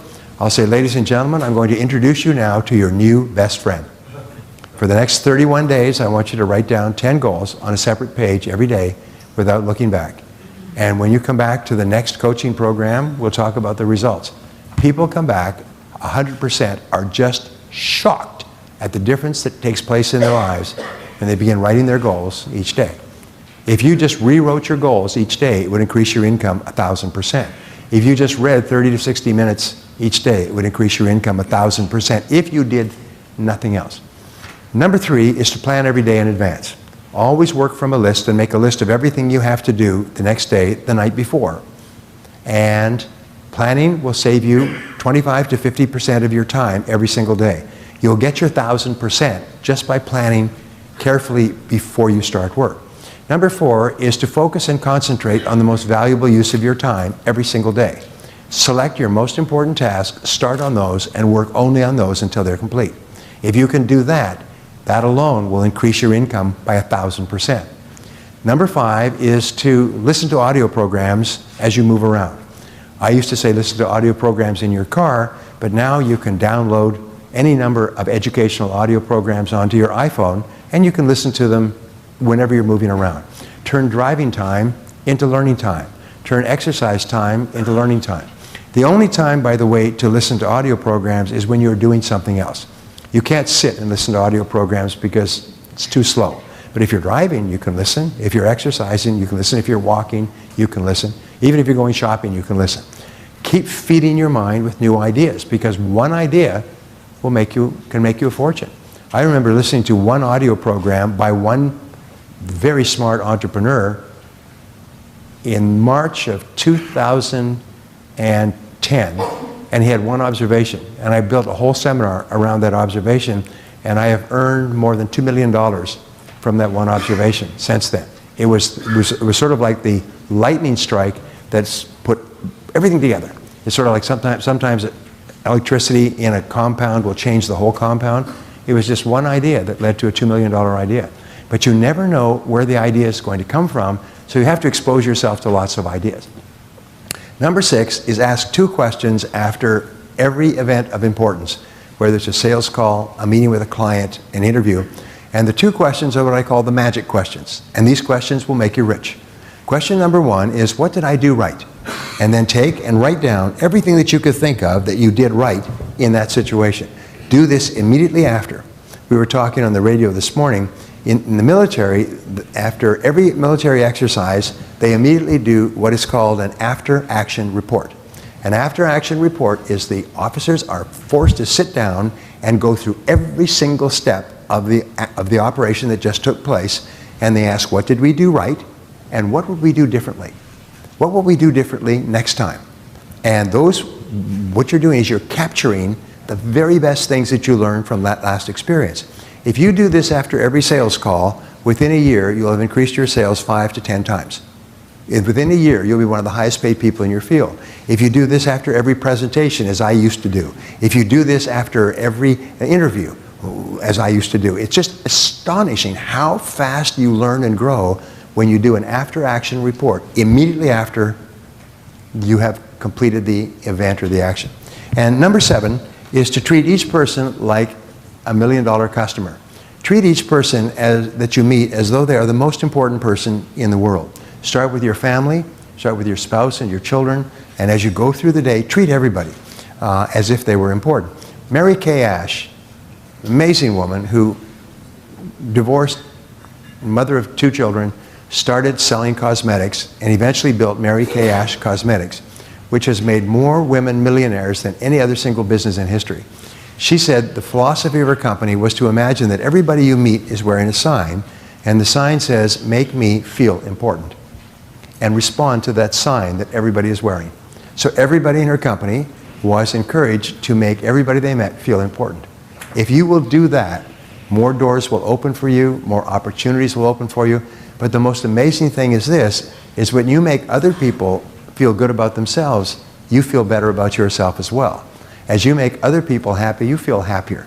As you raise the self-esteem of others, your self-esteem and self-confidence goes up as well. So from now on, treat every person as though this person could buy $1 million worth of your product if you just treated them nicely. And sometimes I see people who will do this with prospective customers, but then they'll treat waitresses and taxi drivers with disrespect. The mark of a superior person is the way they treat people who cannot do them any good. So you can always tell a top person because of the way they treat people who can't do any good for them. If all you do is you treat people who you think can help you well, it means you're a different type of person than a person who treats everybody well. One of the great philosophers, Thomas Carlyle, said, "You can tell a big man by the way he treats little people." And your job is to just treat little people well. And so those are the 7. So let me just wrap up by saying this. And this, by the way, this is going to ask me to invite you to ask questions for a few minutes. So if you have any questions, there are 2 people here with microphones, and there are for the question and answer session. Let me just wrap up by saying this, is that the very best times of your life lie in the future.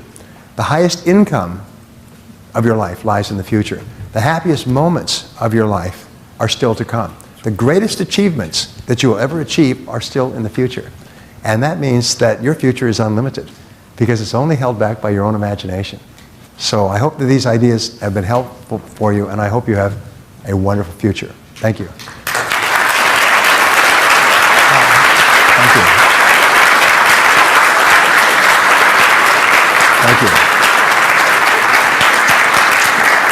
Thank you. Thank you. Thank you very much, Brian Tracy, and thanks for everyone for joining us today. And please do not lose the chance of asking questions before he leaves Dubai. So, any question? When are you coming back? Wow, when are you coming back? That's a great question. I'm flying to Tehran next week to give our 2-day MBA. And then I'm flying to Irkutsk, and then I'm flying to Amili in Kazakhstan to give this 2-day MBA program. We're giving it all over the world.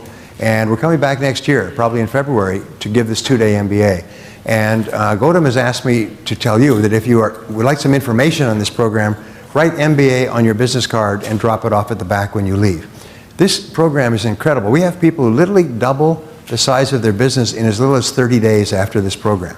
But it's certainly within a few weeks or a few months, because it teaches you all the things to stop doing and all the things to start doing.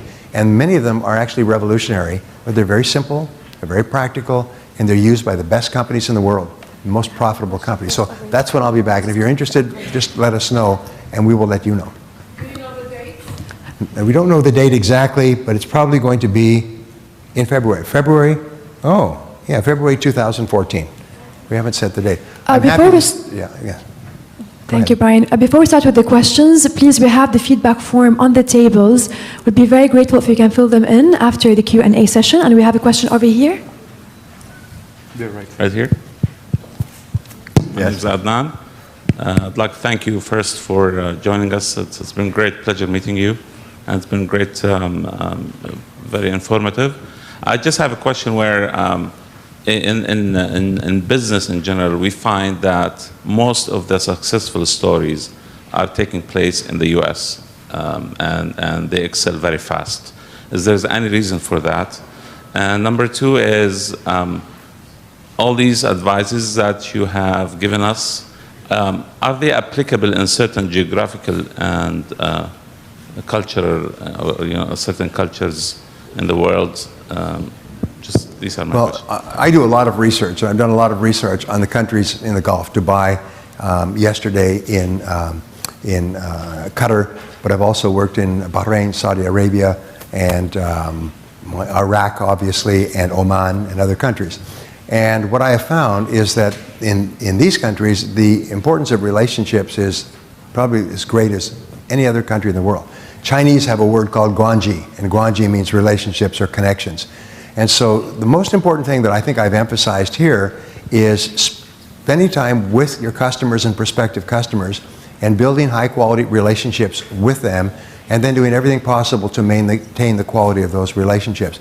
And that seems to be the truth worldwide. So yes, they are cross-cultural. Now, it's interesting, America always tends to be 5 years ahead of Europe in terms of business innovation because of the cultural climate, the dynamism, the entrepreneurship. Then the ideas come to Europe. And what they say, and they've tracked this, is that they usually start on the East Coast, new ideas in business, New York, Boston, Philadelphia, and then they jump to the West Coast. And then they develop and they could move back across the country, and then they jump to Europe. And then from Europe, they go down into the Middle East, and from the West Coast, they go to the Far East. So yes, you're a little bit behind, but that's normal and natural. It's the same as with technology.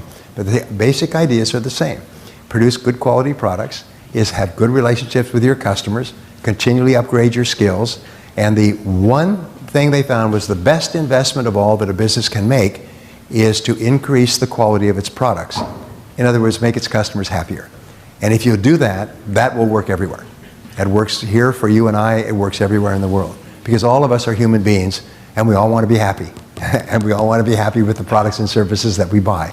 And if you will make me happy with the products and services you sell me, I will buy from you and buy again and bring my friends. Yes, you have a question over here. Yes. Paul Hawkins, HR consultant. Thanks very much, Brian. It's always a pleasure having you here. I've been reading your books and listening to your motivational tapes for a long, long time.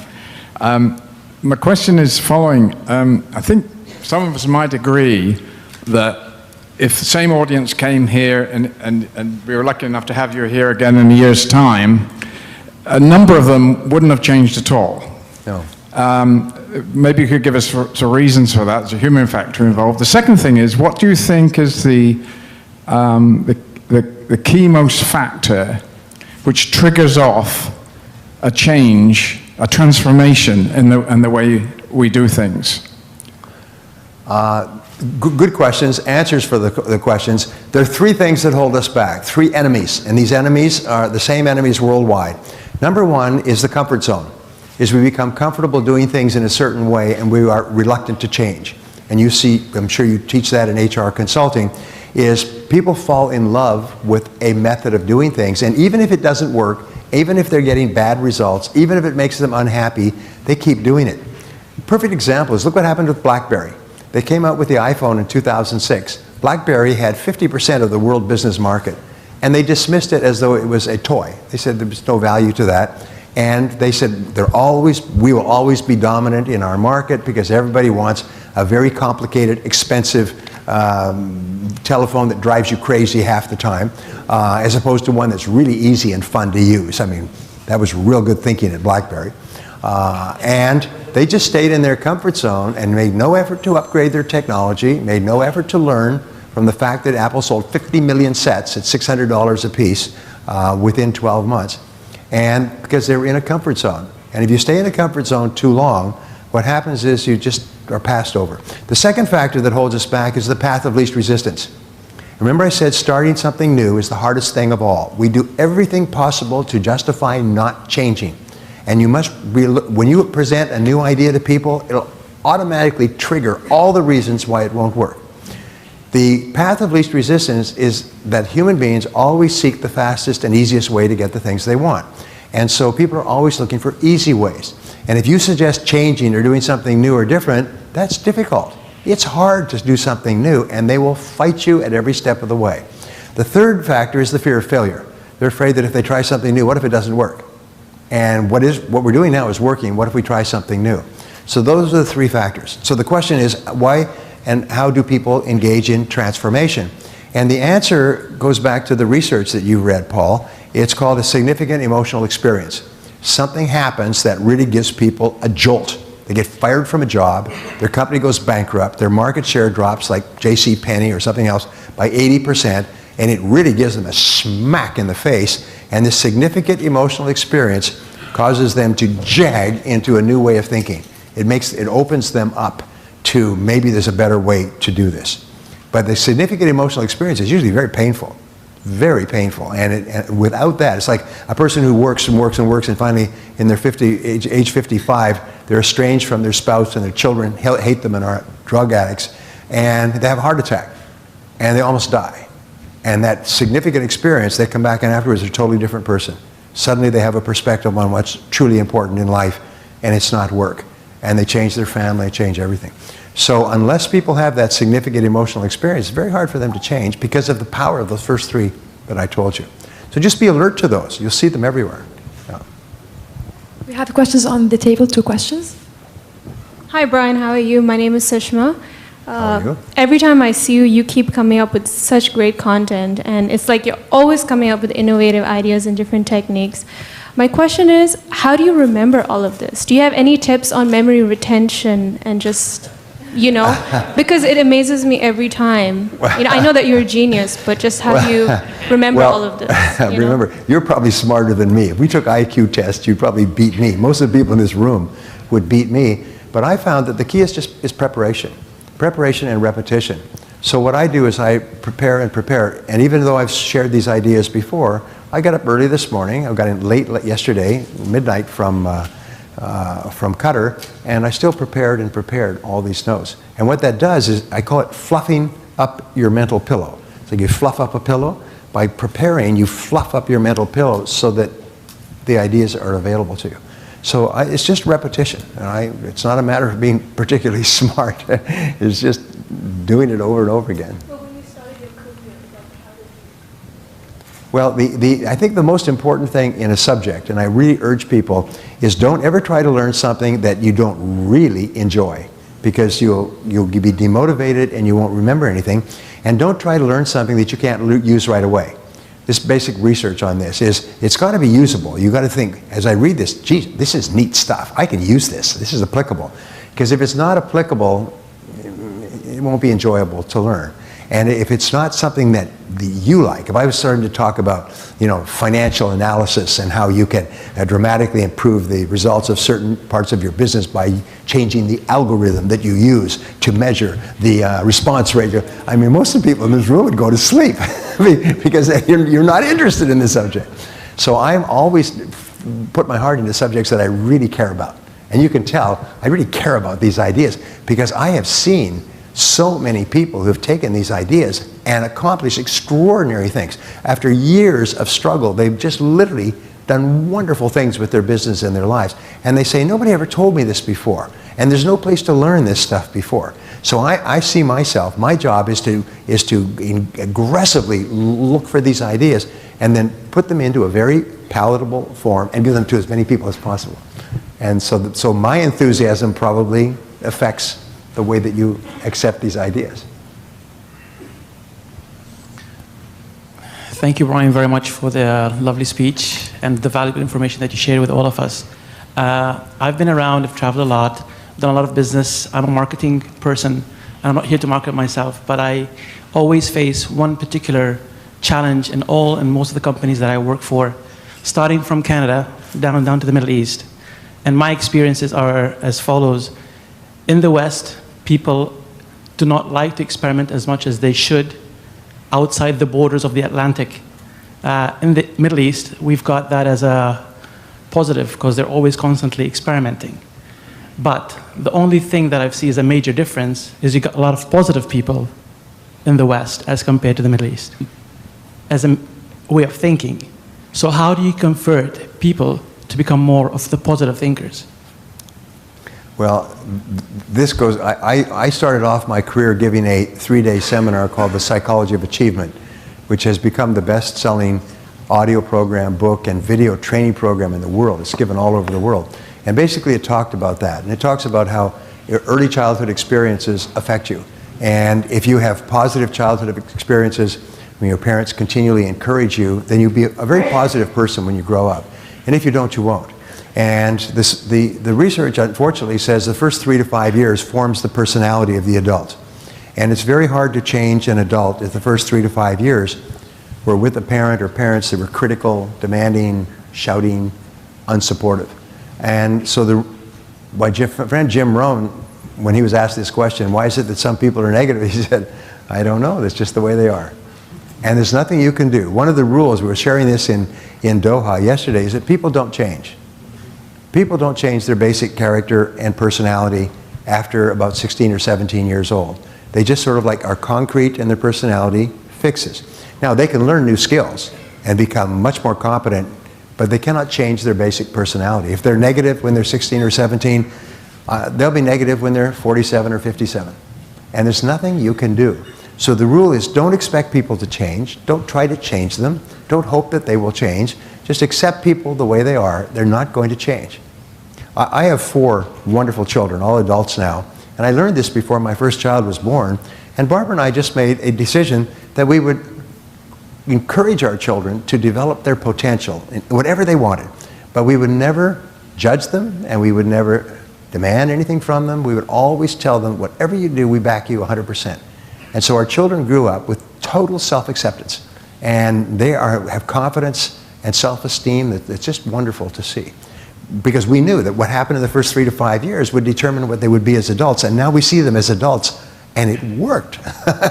You know, if you tell your children you love them and how wonderful they are all during the first 3 to 5 years, they have a concrete foundation of personality. But if, unfortunately, that didn't happen, then you meet a lot of people who are negative, critical, suspicious, and these go back to childhood, and you can't change them. Hi. Yes, sir. My name is Mohammed, and I'm a realtor, plus run a security business as well. I just have a concern, which is how do you set aside priorities between professional and personal goals? Because sometimes your personal goals or priorities, which are inclusive family, they turn out to raise blockage in your professional priorities. Yes. So what's the key? Well, sometimes, in Doha, we talked about this. The question is, if you're a professional tightrope walker and you're walking on a wire, how often do you balance? All the time. And it's the same thing with balancing personal and professional goals. The first thing is to be really clear about your business goals and then focus on your work. Work all the time you work. The reason people, especially men are the biggest offenders of this, women not at all. The reason men don't spend as much time with their families and children is they say, well, I'm so busy, I've got so much to do. It's because you're wasting so much time at work that you bring your work home. There's a little story about the little girl who goes to her mother and says, Mommy, why is it that Daddy brings work home all the time and does work in the evenings and doesn't spend any time with us, with the family? And she said, well, honey, you have to understand, Daddy's got so much work to do, he can't get it done at work. So he has to bring it home. And she says, well, why don't they put him in a slower class?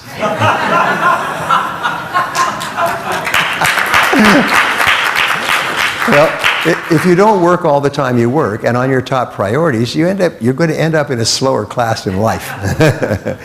And so that's the balance. But I made a decision when I got married. I got married when I was 35, and I told Barbara that she and our family would take precedence over everything. And they always have. And there's never been a question. If I've had, and sometimes it's cost me a lot of money to choose because of time, but I've never hesitated. There's never been 1 second of choice. Always they come first. And they know that. Now I'm going to focus on my work, get my work done. But if there's a need for my family always comes first. And so it's my children know this as well. It's been clear to my children. So my family life has been really good. I'm a very happy person. Hi, Brian. My name is Deepak. Thanks for all this wonderful and wealth of knowledge and practical information. Brian, I have a question. Like in transformation process, like as you say, like person will, if it is he's a negative, will remain negative. If he's a positive, the transformation process. Yeah, transformation, right? self-transformation process, or if you expect somebody else to transform. Yes. Compelling reason, like strong why. For what? For changing? Yeah, for changing. How important? Well, it can be a shock that your current way of interacting is not working. Okay. And it could be the loss of a job. You could be fired from a job or lose all your money, or your business can collapse. But because of the comfort zone, because of the path of least resistance and so on, it has to be a real shock. It's almost like a mental collision that you suddenly question and realize that what you're doing is not working. I've had a couple of these in my lifetime that have been very helpful to me. But as Peter Drucker once said, it's not that miracles don't happen, it's just that you cannot count on them. And so the idea that somebody will change is a miracle. And you cannot base your life or your work or your decisions. So in business, the rule is only hire nice people. Only hire people that you like. Only work with people that you like. If you are working with a negative person, it just takes all the joy out of your work.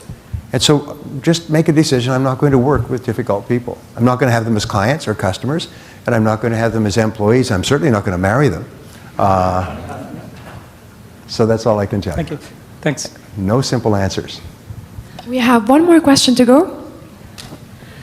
Hi, Brian. I'm Hazel. I'm in the marketing and I work for a company, an airline. I just have a few questions. One of it is that you said you can't change people, but the purpose that we are here to change ourselves from your talk. Yes. So can you explain that a little bit Well, more? I mentioned this earlier. You can learn new skills, but it's like a car. You cannot change a car's engine by changing the paint on the outside. You can learn new skills. If you're ambitious and you're positive and you want to be more successful and you're eager to learn and apply new ideas, there's no limit to what you can do. But your basic personality, that's like your eye color. It's like your height. It's even like your sex. You cannot change these. These are basic parts that are programmed into your personality. So don't try to change people. If people are lazy when they're young, they'll be lazy 50 years later. If people are dishonest, they'll be dishonest. If people are unorganized, they'll be disorganized. However, if they have good qualities and good ambitions, you can teach them all kinds of skills. Skills are very different from personality. Yeah. And secondly, you have given us some brilliant motivational and improvement ideas. We were listening, writing down, concentrating. Do you have anything written down? Because they were all so in points. Well, Brian, we actually Hazel, actually, we have a whole series of books and CDs and courses that are available out here in the lobby. And these are some of the best-selling and most popular learning programs in the world, and they're just jammed with ideas. When I first started producing the first audio program, I listened to other audio programs where you listen for an hour and they had one idea. I resolved that if you listen to an hour from me, you'll have 50 ideas. And so these programs are loaded with great ideas on self-confidence, goal setting, selling, time management. So please take a look at them on your way out. That answers your question, and we also have a video we'll be posting on the Dubai Media City Facebook page, and of course on YouTube. You're most welcome to view it again. I'm sure it's so worth it. Again, please do fill in the feedback form. And on behalf of the TCOM Media Cluster and the Right Selection, we thank you very much for joining us. We thank you, Brian Tracy, and as I think it's Chinese, thank you. Thank you very much. It's been such a pleasure. We really appreciate it. Thank you so much for joining us. Thank you. Shukran. Shukran. Thank you. Thank you. I am gonna become rich in 5 years, and you will see. Just like Brian in 30 years. Thank you. Thank you so much, Brian. Thank you. Thank you. I just wanted to say a little bit about the event I've just witnessed. Truly inspirational. Really was a great speaker with some really, really positive and definite things that I can do and take into my career and make myself more successful in the future. So I really appreciate the time and the opportunity. It's been an amazing opportunity by TCOM and the Media Cluster to attend Brian Tracy, who has been a mentor for quite a long time. And having the exposure of listening to him directly, face-to-face, going through a Q&A session, I'm certain that it's going to be a life turner. I thank the TCOM Investments and the Media Cluster for creating an event like this, and I'm sure that a lot of people who attended this event will highly benefit out of it. I found this program extremely interesting, and I'm sure that it was very useful for the other participants too. I'd like to thank Knowledge Village and TCOM for giving us this opportunity for listening and attending such a wonderful program. We came to the Brian Tracy event organized by TCOM. It was a very interesting event a lot to learn from Brian, and it is always a pleasure to come to events which start on time and finish on time. It was definitely very helpful to learn a lot of new things from them. This was my first seminar to attend, which was conducted by Brian Tracy. I have been a huge Brian Tracy fan for over 7 years now, and his speech was absolutely phenomenal. I highly recommend it for anybody who would like to learn something outside the academic sphere and outside the work environment and really add value to themselves in terms of personal development. The insights and the knowledge he's submitting is always in a very smooth and is a very organized way that speaks directly to the mind. That's why I always like his presentations. It's simple techniques and simple rules that, if applied diligently, can produce amazing results. I've been a Brian Tracy fan for over 20 years. I still have the Psychology of Excellence tape set that he produced years and years ago. I've still got it on tape, and I was so excited to see him today because although I've read many of his books and listened to his tapes, and I even got video sets of his, I've not actually seen him before live, and it was just fantastic today to see him here in Dubai, and I'm very much looking forward to him coming back again in February 2014. Come back soon, Brian.